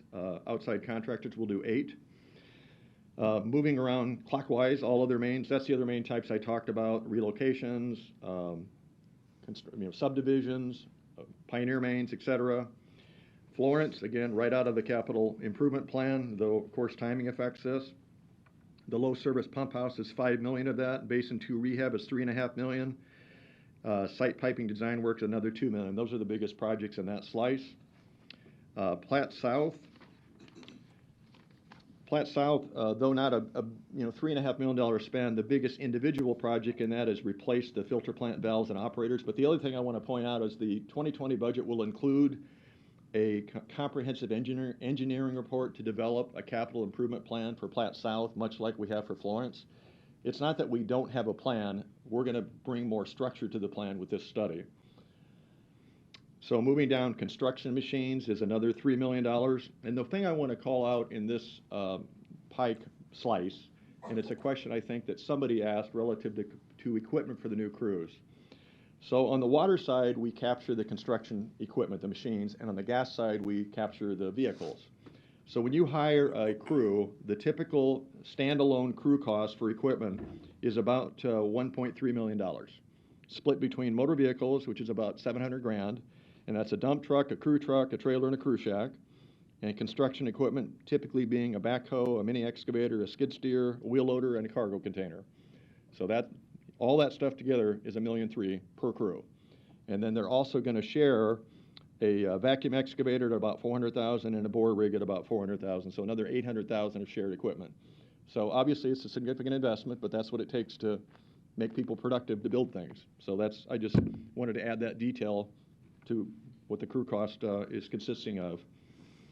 The all other category, the green. One other question, Joe. Sorry Yes. to keep interrupting. Sorry. But you addressed that one I questioned earlier, the cast iron main, $17 million coming from our WER and our depreciation component. How about Florence? Is that still being funded by our bond? Yes. So that we're not looking at incremental costs for the No. revenue Well, other than, needs. of course, debt carrying costs, but not. We got revenue mechanisms in place We do. for both of those. Now, when I do the 5-year view, I'm not done with cash flow, but we'll likely have more bonds coming. Okay. So just as an But I FYI. was just thinking for 2020, we still have bond proceeds to spend. Great, Yes. thank you. Yep. And the only other comment on the green slice, that's, furniture and fixtures, equipment, what have you. So that's kind of a collection. There's detail behind it, but there's a lot of things that go in that. So this is a 5-year view. Important from a number of perspectives. So the floating numbers that you see at the top total $348 million over that 5-year period. Big numbers. But it's really important to look at a 5-year view. Though the board only approves the first year of the budget, it's really important to be strategic when you talk about things like this. But the other thing, as an add-on to Mike's question, is you've got to figure out how to pay for it. Obviously, you've got rate components in place, but if you've got bonds involved, you need to figure out when you need the bonds and make certain you have money to fund the bond carrying costs. So just to remind the board, the Water Department currently has 3 bond offerings that we're paying off. We had one in 2012. We did a 2015 refinancing and another layer of new money, and we did a bond in 2018. So the bond face value of those three combined is $267 million. And at the end of 2019, we'll have $223.8 million of principal outstanding on those bonds.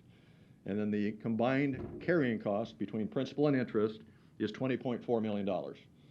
So I point that out. It feels sometimes like bond is free money, and it's just like your mortgage. You pay it off, but it's great to deal with spiky types of expenditures so you can spread this burden into a bigger and longer period of time.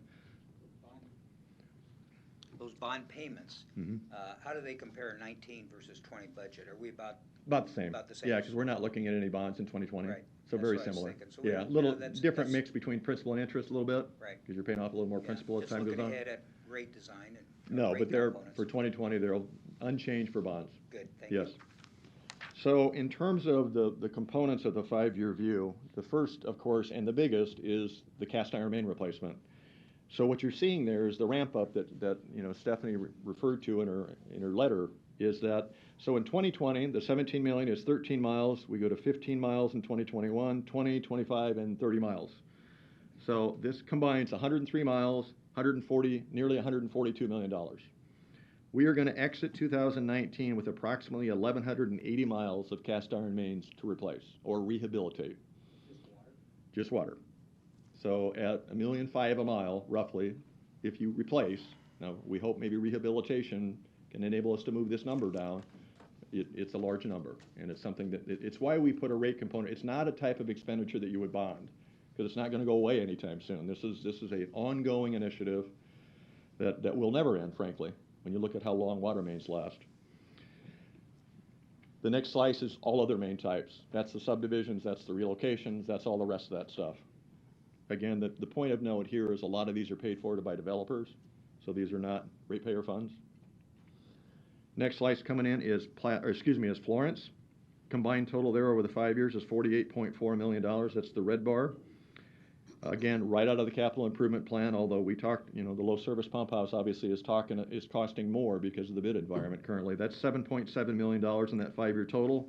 Other big projects in there are the Basin 2 rehabilitation at $3.5 million. Site piping design work in 20 and 21 that totals about $2.5 million. The site piping replacement, $14.1 million in 21 and 22. And then some variable frequency drives installed in 2020 at $1.8 million. Bringing in Platte South. Again, 2020, the biggest project in there is replacing plant valves and operators for $1.5 million. But the other thing is that $600,000 I talked about going to the capital improvement plan development, much more structure around that.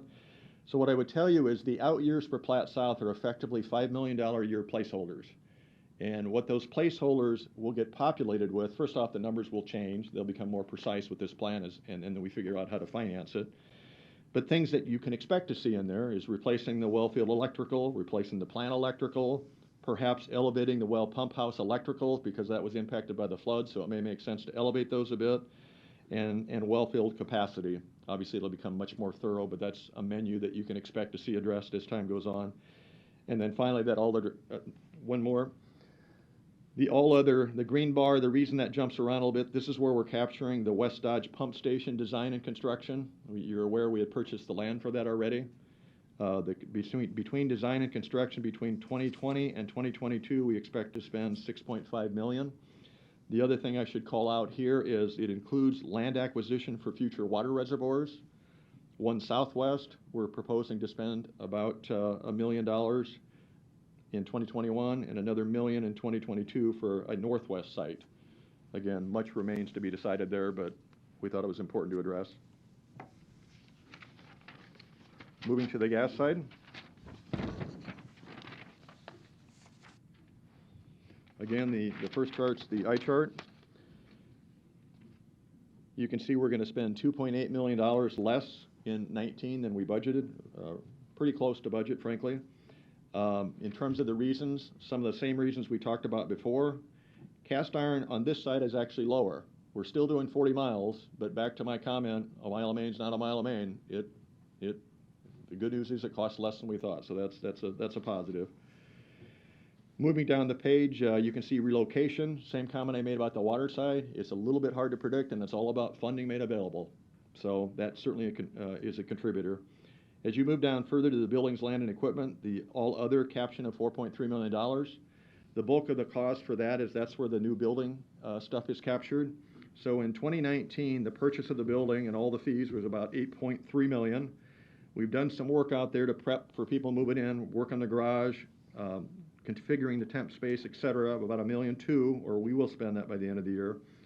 And then we've done some work at the operating center. We remodeled the lunchroom that people have seen, as well as we installed a visitor's office that Mark uses and other people use when he's out there. So all told, we think we're going to spend about $10.2 million this year, including the purchase price of that new building. We had a number of about 3.9 in the budget when we did it for 19, because frankly, we didn't know what we were going to do. You recall those conversations. We had a placeholder. So we spent $6.4 million more than we thought, and that's been offset by a couple of things. We had a number in for roof replacement in 19. There's an assessment going on district-wide related to roof replacement, so we didn't spend it. We're spending money on assessing our roofs in 19. And that's how you get down to the 4.3. The final comment is on motor vehicles.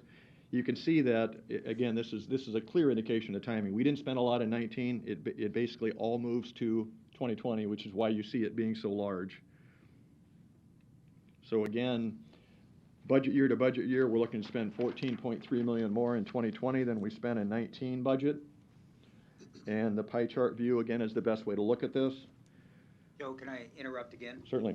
You just went through a lot of costs for our new building and everything. How did we account for the $6 million the county paid for our building? Oh, good point. It's not reflected. We certainly have the cash. It's sitting in cash, and it does serve to offset, net these costs. So you haven't netted it against No. any of the? Okay. No. All right, but we do have that. We absolutely have it. Good point, Mike. I meant to mention that. So the pie chart view, again, starting with cast iron mains and heading clockwise, that again is the 40 miles. 15 miles performed by our crews, 25 miles performed by Q3 that Steph talked about. We should exit 2019 with approximately 240 miles of cast iron gas mains. The end is in sight for that project. We think it'll be completed by the end of 2027. My engineering colleagues tell me it gets a little tougher as you get toward the end, but that is still the plan, is to complete it by the end of 2027. The light blue is the all other main types, the relocations, the gas revenue mains, which is, when there's deficiencies perhaps, that was alluded to earlier by Corey. Motor vehicles, the $7 million, the orange slice, again, complete detail in the appendix, but the fact is we didn't spend very much in 19. Most of it's being shifted to 2020. And of that amount, $1.4 million relates to the new work crews. I mentioned there's vehicles on this side and construction equipment on the water side. And then the yellow slice, this is a pretty constant slice. Service meters and regulators, it's metering equipment, new services, leaking service replacement, regular stations and equipment. You'll see when we look at the 5-year view, it's about $7 million a year, so what we typically budget and spend nearly that same amount. Whoops, I'm sorry. Back up correctly, Joe. Maybe, there it is. The all other, the purple slice, is primarily equipment, $1.5 million in 2020 budget. Biggest items in there is an emergency communication system for $400,000, security access hardware for $300,000, and then a miscellaneous tools and other equipment. Information technology, the turquoise slice, hardware for new equipment is $800,000. Skater-related work is $400,000, and additional success factors work. We have some money in there. We're still kind of deciding what ultimately we'll spend on that between 20 and 21. And then finally, buildings, land, and equipment is a large slice. So a lot of it is new headquarters. So we think in 2020 we're going to spend $10 million on the new headquarters. Again, rough numbers, but being refined every day. So we think of that amount, 3 million is furniture, about 1 million is IT and audiovisual equipment. There's some dollars in there for a gas backup generator and transfer switch of about $1.5 million. We're estimating about $1 million per floor in tenant finish or renovations, so that gets you to 3 million, and another $1.5 million security related.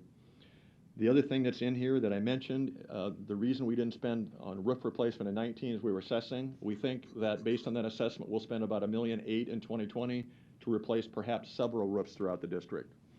If the operating center roof needs replaced, I think that was at the construction center. That's the one that's not done, right? That'll consume a lot of that. The other thing we're going to do, just in the interest of keeping all of our facilities in good shape, is we put $1 million per year addressing both the operating and construction center to keep that in good shape, renovate, remodel as needs change. Obviously, the people in that building are going to change, so some of the purpose of that building will change as the years go on here. We have $1 million per year to address that. Bill, the $10 million for the new building? Yes. That includes a new conference room or a board meeting room for us to convene on a monthly basis? I think the numbers are high level enough where I can't say specifically yes. Could we find money in the 10? Certainly working with the general, my hope would be yes. Maybe I'll let Raid address that when he talks about the space, because he knows more about the specific costs that he's learned so far, more than I do. But with a budget that size, my hope would be yes. I certainly can't guarantee that, but okay. How's that for a wishy-washy answer? I'm sorry, Jim. Talk about that in the, as other district matters. Okay.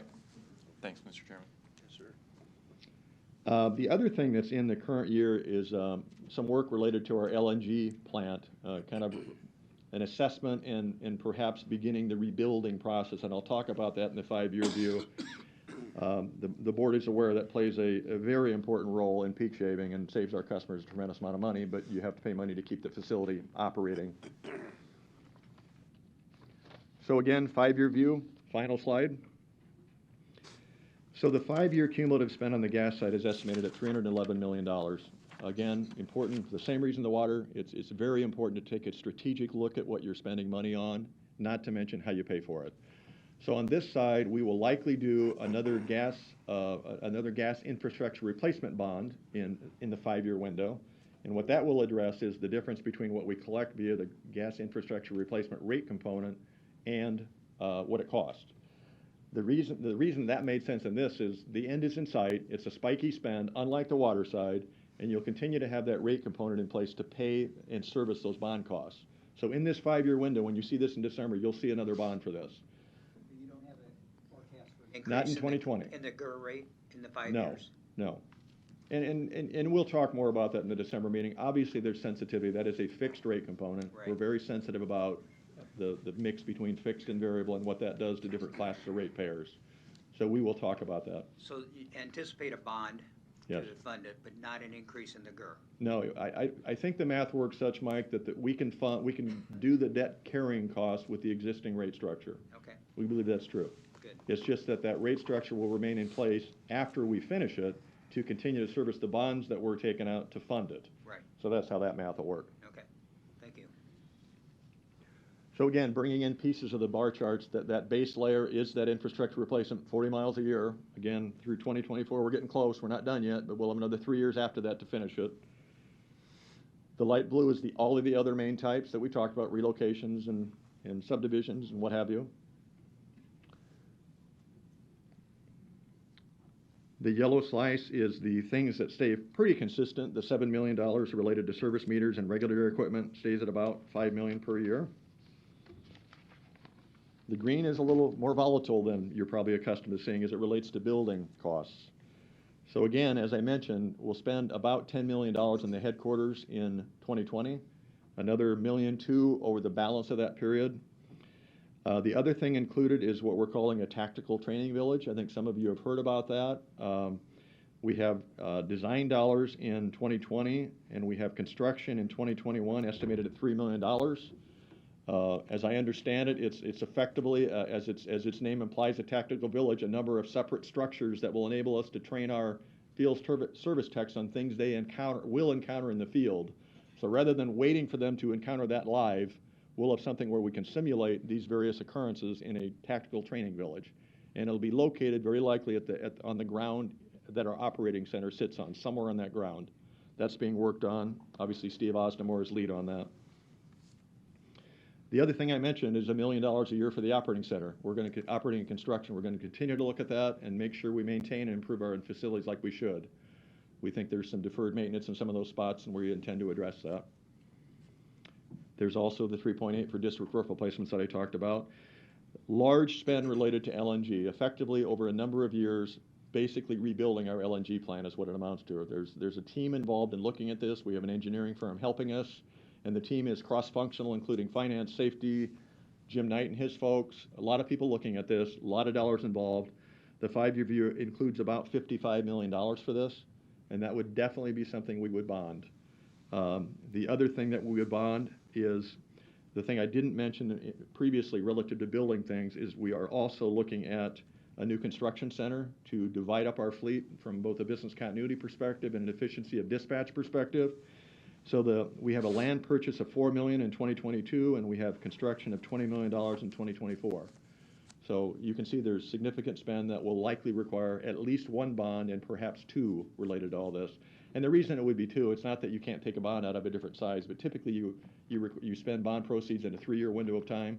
The construction for all of these things the duration will be longer than 3 years.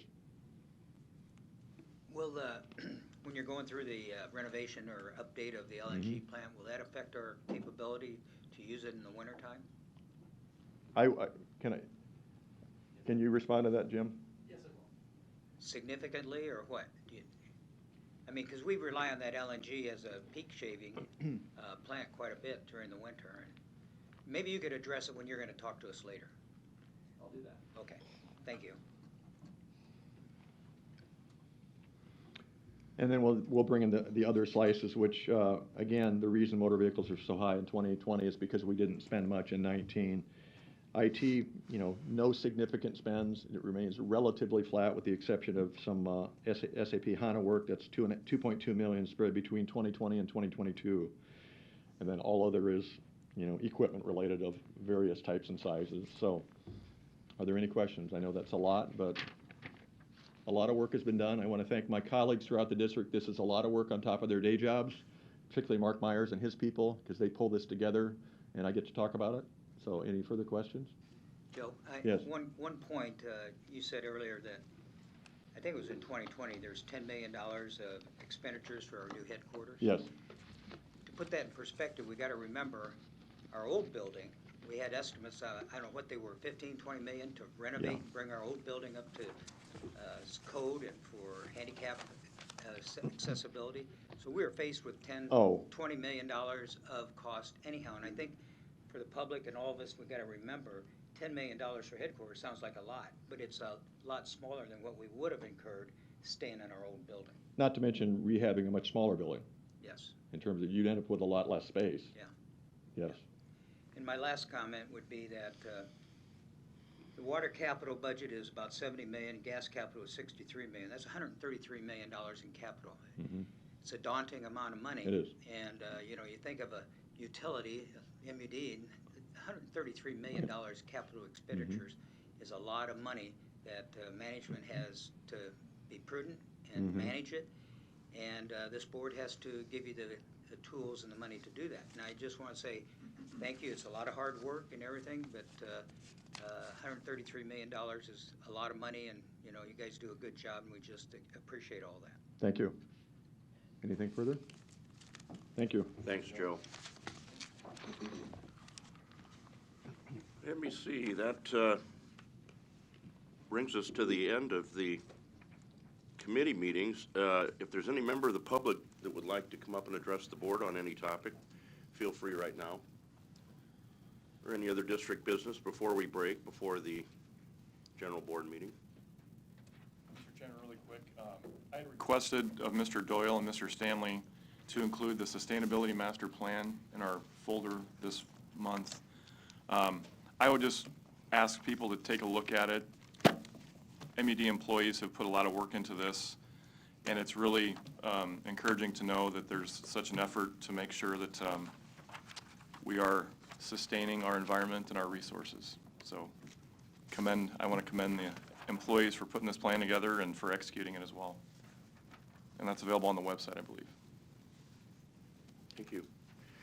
Seeing no other to offer comments. We will adjourn and reconvene when that clock says 10 minutes after 10.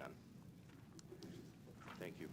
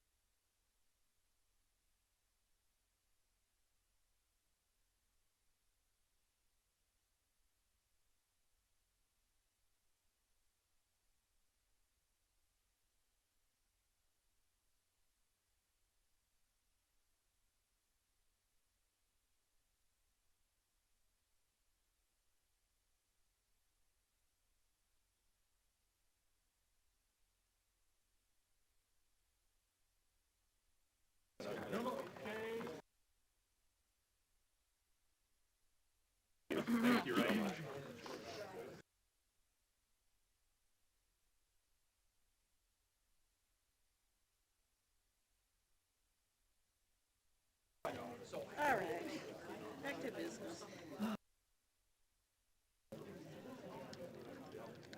I'd like to call the meeting to order.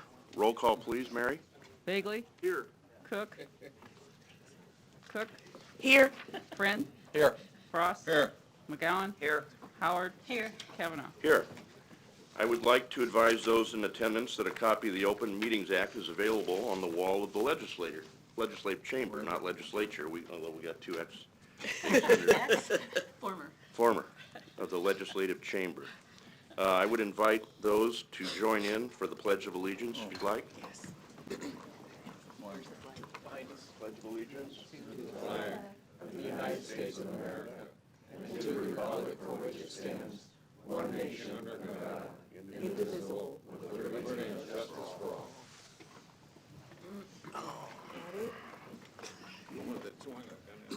At this time, the chair will entertain a motion from the board for approval of the minutes of the committee and regular board meeting for October 2nd, 2019. So moved. Second. Oh, sorry. Motion Frost, second Gwen. Discussion. Roll call.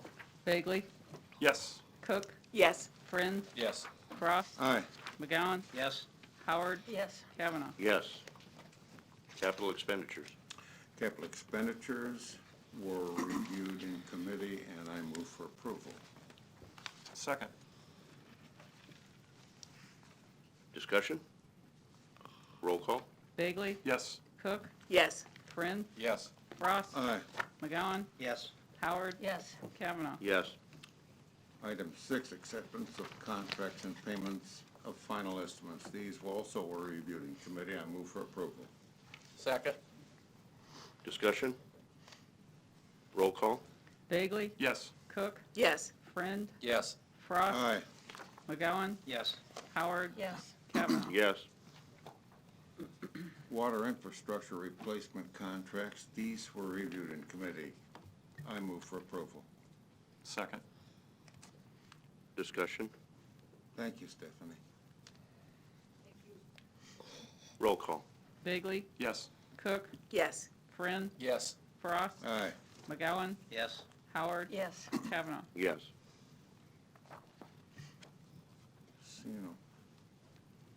Bids on materials and contracts during the month of October. Move for approval. Second. Discussion. Roll call. Bagley? Yes. Cook? Yes. Friend? Yes. Frost? Aye. McGowan? Yes. Howard? Yes. Kavanaugh? Yes. Notice of purchases between $25,000 and $50,000 to be placed on file. Item 10. Agenda item number 10, main extensions. I move we approve the proposed main extensions as presented in Mr. O'Brien's letter to the committee dated October 25th, 2019. Second. Thank you. Discussion. Just something really quick, Mr. Chairman. Corey, I don't know who put this together or whose idea it was, but thank you for including on the main extensions the map that has the overlay, not only Yeah. where it occurs, but in whose district.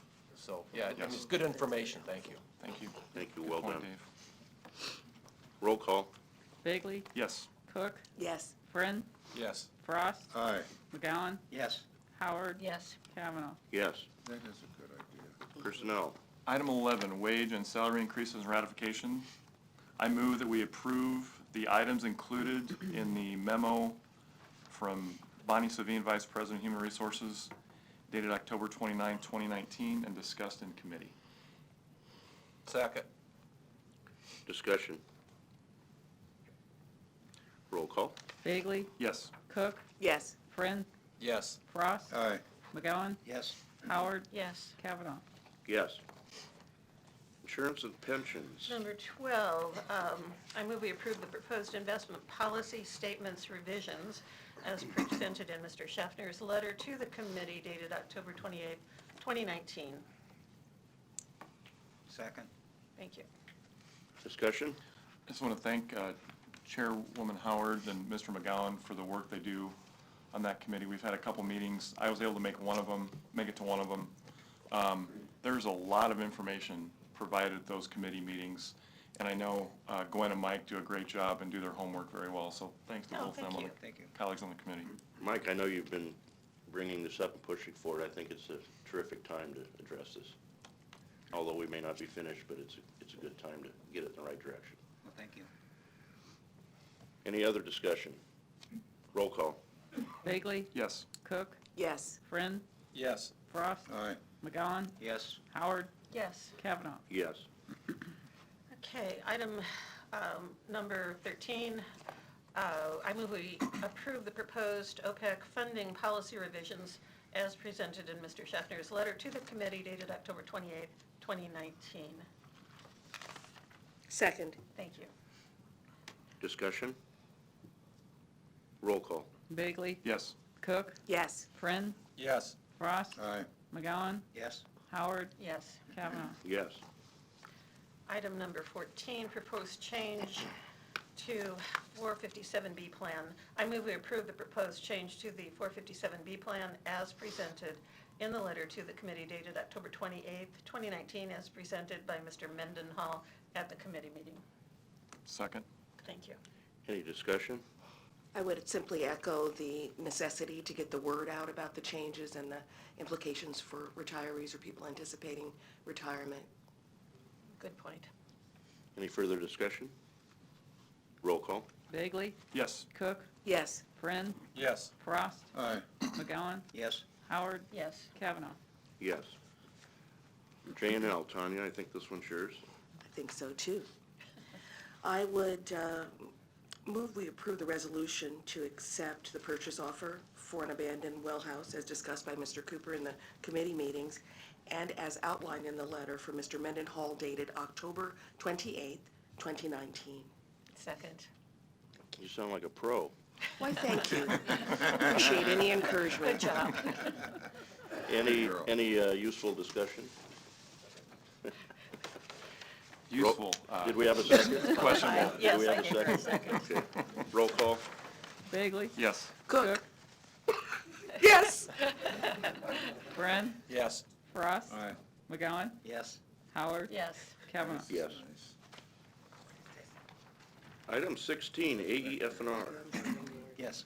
I move to approve the gas rate realignment as discussed in committee and outlined in the memo dated October 28, 2019 from Joe Shafford. Second. Did you get that? The second. Discussion? Roll call. Bagley? Yes. Cook? Yes. Friend? Yes. Frost? Aye. McGowan? Yes. Howard? Yes. Kavanaugh? Yes. Are there any members of the public who would wish to address the board at this point in the regular board meeting? We will move on to other matters of district business for discussion. And I understand there was going to be some numbers presented to us concerning construction of the boardroom. Here it is.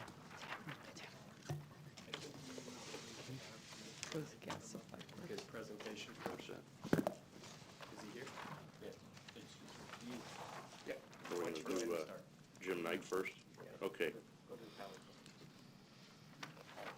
Mr. Knight will provide us with an update on the district's gas supply first before we get into the boardroom. Thanks, Jim. Good morning, Jim Knight, Vice President of Operations. I was asked to give an update on winter gas supplies as we go into the winter. You'll be happy I was able to condense the slides down to less than 40, so we should breeze right through this. I've never got an ovation up here before, so that's good in 20 years. Very good.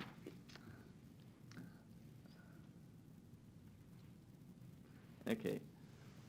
This chart shows the total amount of natural gas in storage in the United States and is updated on a weekly basis by the Energy Information Administration. This chart can move gas prices as much as any statistic available to the market. Comes out, in fact, today at 9:30, and the market is always waiting for it to see how much either storage was put in, how much gas was put into storage or taken out of storage.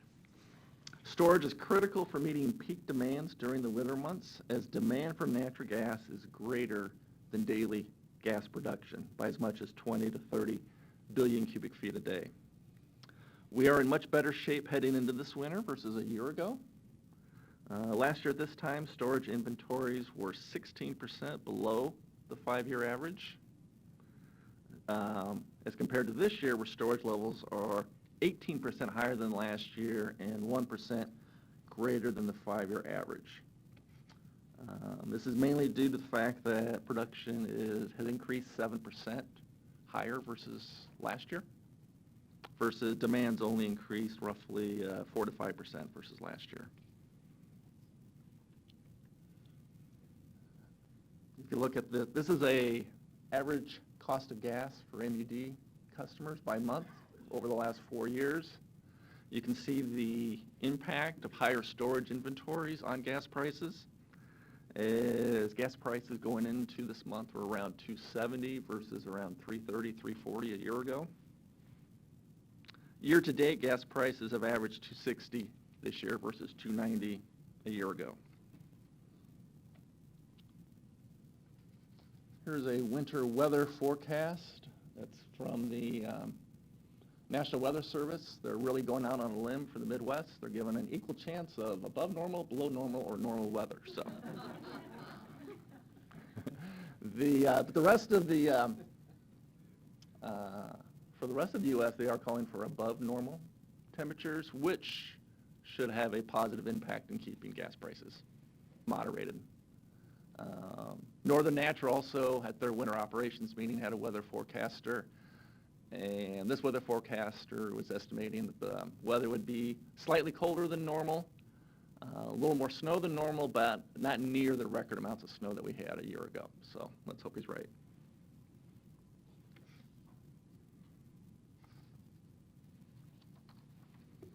I talked about national storage. This slide pertains to more of our local storage as far as our LNG plant and propane air plants.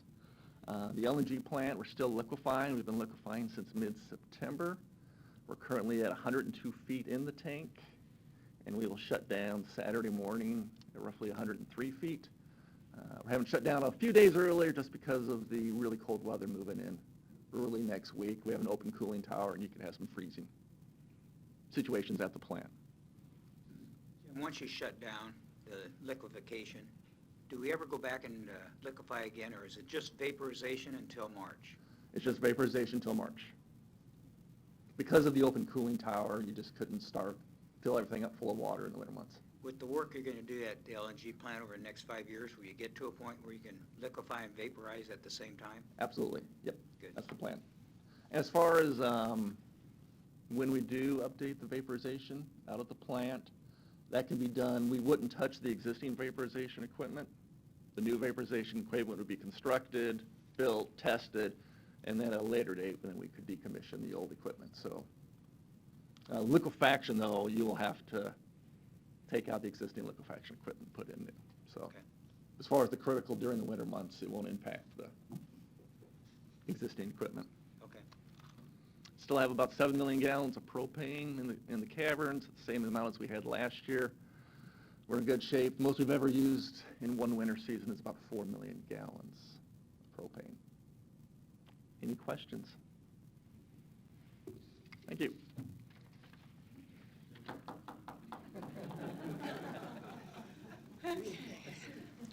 Never let it be said again. All right. This time I'll look at my script first.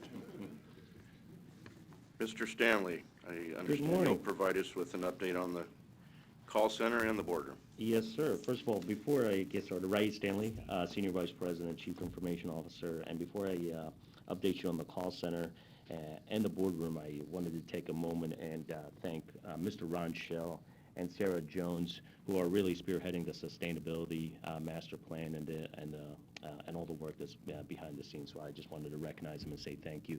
And also Grace Jones, who had to leave from the Veritas Group, who's also assisting us in that initiative. Okay. So first of all, again, good morning. Ray Stanley, Senior Vice President, Chief Information Officer. And as a follow-up to my email from Friday, November 1st, and per the request of the board, I wanted to provide you an update on the call center. As mentioned in that email, we recognized a 94% answer rate in October with an average wait of 1 minute and 59 seconds. We took 34,651 calls in October of this year compared to 33,375 calls in October of last year. This was an increase of 1,276 calls, or 3.82%. Our call center representatives accomplished this with 7 full-time employees short. I'd like to publicly acknowledge our call center employees for their dedication, resilience, and effort. That said, I'd like to propose a follow-up presentation from our director of our call center and our vice president to the board in January concerning the 2020 call center initiatives, which will include leveraging other channels like texting and chatting, automation powered by artificial intelligence, and increasing the call center hours to further enhance the customer experience. That said, that should be an update. If you have any questions, I'd be more than happy to answer them concerning the call center. None? Okay. Moving on to my favorite subject. Again, Ray Stanley, Senior Vice President, Chief Information Officer. As requested, I'd like to take a few moments and update you on the ongoing efforts pertaining to the relocation of our monthly board meeting to the new headquarters at 7350 World Communication Drive. In collaboration with our architect, Holland Basham Architects, we have designed a new boardroom in the southeast corner of the new headquarters. I have provided the initial layout for your review and direction, which is right in front of you, and I do apologize that it's so large. The design, the initial design will allow seating for 32 individuals, along with 7 to 8 director seats, plus room for the secretary of the board, i.e. the president, and a designated scribe. We have also built a public reception area and a private conference room for the board members when needed. To construct this room will approximately cost about $20,000 in time and material, along with about $225,000 in audio and visual equipment to record and broadcast our meetings, and an additional $10,000 to $15,000 for furniture. The construction of this boardroom will commence in May and will be completed by November or December of 2020, per the current construction project timeline. If you don't mind, I'd like to divert your attention to the plan that I've shared with you in front of you, and just walk you through the proposal for a minute. We're good? Okay. So I don't know if you, let's do it this way. So essentially, this little red arrow right here, this is the main entrance to the building. There's a security officer that will be here for all access.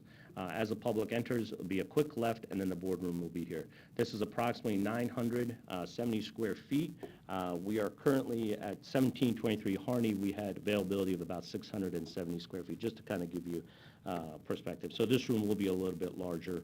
The only thing, and then we also rendered a few high-level pictures of what the board would look like after construction has been completed. I think it will be a beautiful room, but I think the question was asked, will it be part of that $10 million? And the answer would be yes, sir, it would be. So it's not above the $10 million that we're requesting for the 2020 budget. Is there any questions concerning the room or the, yes, ma'am? Well, this isn't the room per se, but is this on the bus line, whether it's a natural gas-fueled bus or otherwise? The answer to that, currently, right now, the answer is no. There is no bus transportation or route that runs. Do you see that as presenting a difficulty for people that would rely on public transportation to get to our meetings? I mean, down here, we're pretty accessible. That is a concern for me specifically. But yes, ma'am. Yeah, there is no public transportation. The public transportation runs, the closest to this building is by Emmanuel Hospital, ma'am. How far is that? I believe it's about 1.75 miles away. A long way in the winter. Yes, ma'am. That would be correct. Yeah, there is no currently there is no bus line that runs there. Right. Yes, sir. It would take a whole year to do this? Yes, sir, and the reason for that isn't primarily just the construction, is because currently, as we're moving people away from 1723 to the new headquarters, that space currently that's identified to be the new boardroom will be occupied by employees. So if we get approval, we're essentially going to be doing the second and third floor first, and then moving the folks in the first floor to those upper floors, and then start construction. And that's why it's important to note that we will be here for a minimum of 1 year till the boardroom and the building is completely renovated and ready to go for you. I would hope we can sharpen our pencil a little bit on that $200,000 cost. And we are. That was just an initial, for this presentation, sir, that was the initial estimates that we got from our vendor. But of course, we will sharpen our pencil and make sure that we don't take the first swag at it. Does that include the sound system and the? Yes, ma'am, that includes, everything? that includes everything, the sound system, the same thing that you have today, plus podium such as this with the TVs and the monitors. Yeah, that's essentially what we gather pricing on. How much did we spend for our sound system across the street? I'm not sure what we spent on it. I will tell you the cost of broadcasting our board meetings with the individual ran about $30,000 a year.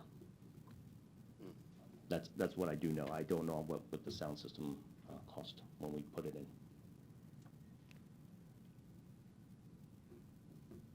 If there's no further questions, that concludes my update. You're very thorough. He never does anything halfway. That's right. Finding out. If there's anything else I can answer for you today or Right. beyond this call, beyond this, yeah. Yes, sir.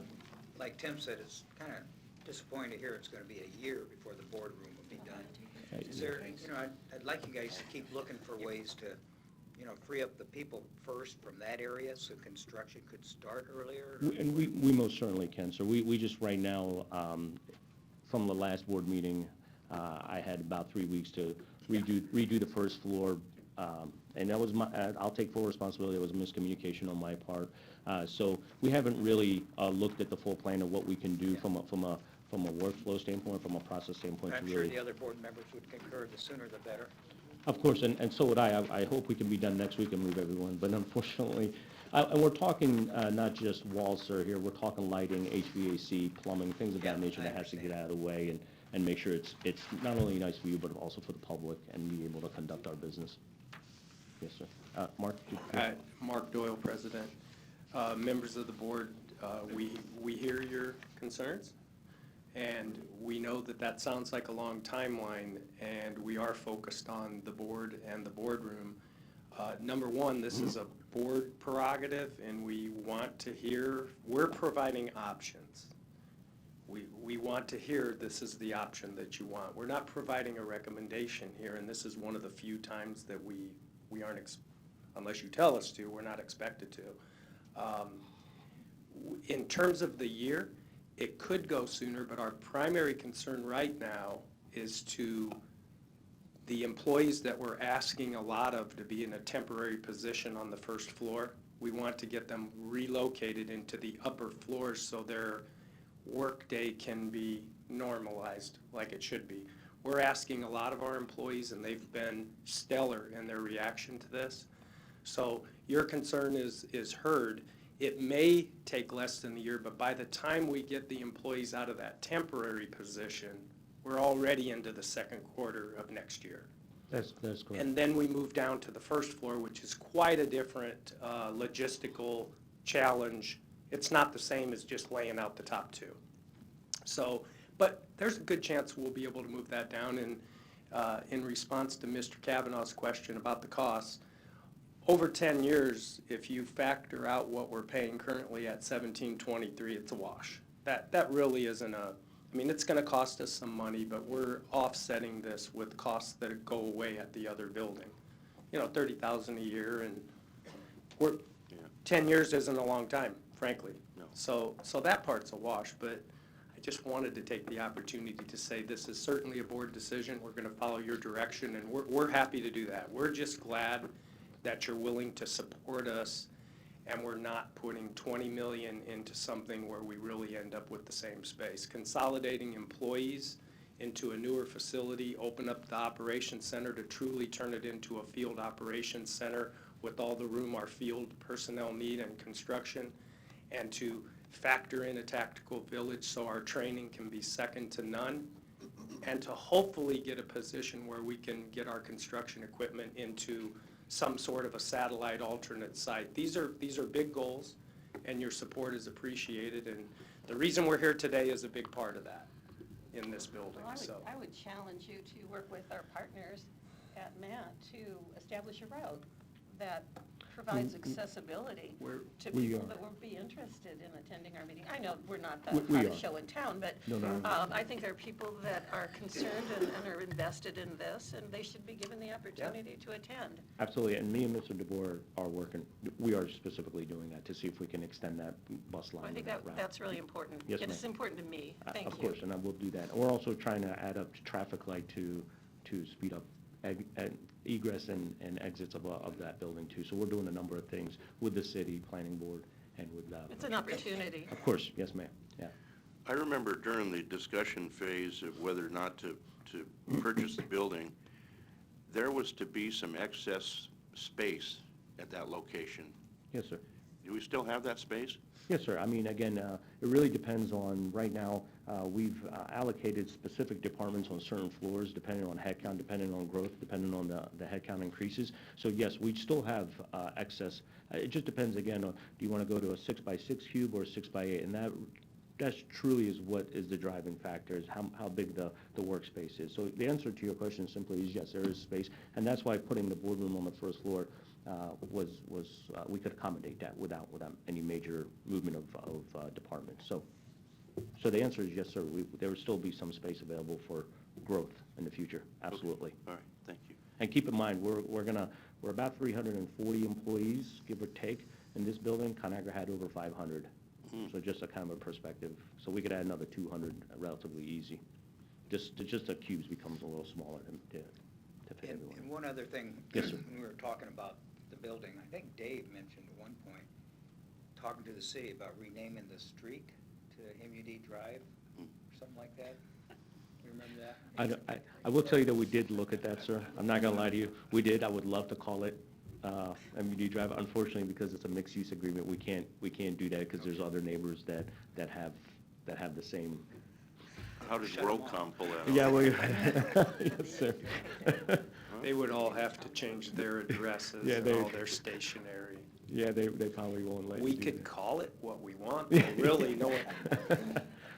It's a very friendly little boulevard there. No, it is. It's a very nice building. And we've been in direct contact with our neighbors, and we're getting boundary agreements with everything because they share sewer and electrical and everything, so we're on top of all that. So, and I'll give you an update further as if you wanted to meet them and discuss our neighbors later.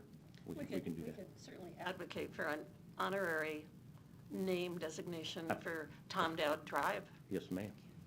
As a matter of fact, we talked about the training center, calling it the Tom Dowd Training You know, Center. he was adamant about proper training and we're thinking about that. That would be good. Yeah, we actually Tactical discussed village. that. Yes, Yeah. ma'am. Yeah, So thank you I'm for glad you those bring that up. Yeah, comments, thank though. you. Any other further questions? I know. My next question, do we get it on the board agenda for next month to vote? Is If this we, a prerogative of management? I think, Mark, I think if we are provided clear direction here, we're good, but I shouldn't talk like I'm general counsel, because I'm not. No, yeah, Director Kavanaugh, the direction of the board seems pretty clear. I think that this is the direction that we would go forward with. If you all would like to have a motion and have a vote on it, we can certainly add it on the agenda for December. I don't think that's a problem, but at least at this point, this is the direction that we're going in, so. If any of the board members are uncomfortable with that direction, now would be the time to ask for it to be on the agenda. What would we be voting on if we had to vote on? Whether to have the board meeting room at the headquarters or to continue the agreement at this location. Well, I would like to have my concern regarding transportation addressed before I make any vote. We're going to work on that. We already are working on that. Public transportation. Yeah, we don't know if it's possible or not, but we're certainly gonna ask if we haven't already. Yeah, I would. Dave, do you have a thought on Yeah, this? we could work with them. I don't know if we'll have a full answer by the next board meeting, but you know them better than I. Well, first off, you're right, it needs to be a CNG bus, so we'll start with that. Amen. Right. But I think what we would do is just reach out to Director Simon a little bit and understand what it would take to extend that bus line north out of Emmanuel Hospital. I think the question I would ask him is what the additional expense or what that might cost the bus service, just to extend it from the Manual Hospital up to that location during the times of our board meetings. So that'd be a connection, Yeah. a transfer, if you without, will. like Ray mentioned before, it'll take a little bit of dialogue, and not quite sure where that would navigate. I'm sure they got specific lines and numbers and times that they all need to hold, so I'm sure that's a complication. Sounds like they would there. have a year, they would have a period of time to work on that issue. Director Simon's usually pretty open to all those things, so we'll give him a call and follow up. I appreciate that, thank you. I would add a comment to that we found out that they're offering a lot more incentives to working people in the metropolitan area. So we're not just, we should also ask if there are any, like they now have the ability to link employee IDs to bus if you want to fund that to reduce your, so there are other things to talk about, not just the public, but actually our employees also. Oh, good point, Yeah. good point. So it's a bigger discussion than. I think, Dave, you had a comment? I was just gonna say, I'm not opposed to asking Matt about this. I think it's a dollars and cents issue, and if they have no ridership, they're not gonna want to extend it.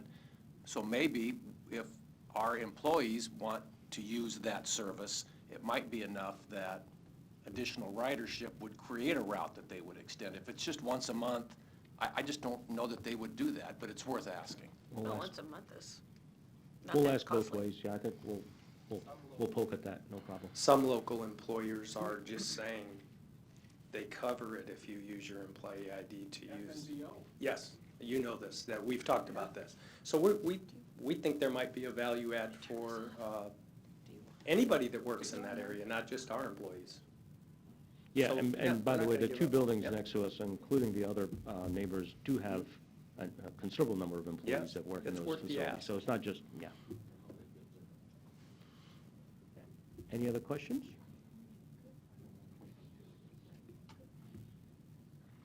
Did you, Is it gonna be on the agenda next month or not? No, it doesn't sound like it. We need a little more information. Well, I think we should need to get it on the agenda for next month, and in the interim, get that information, instead of keep pushing this down the road. We'll do that. no problem, sir. We'll- Thank you. Good job. Thank you.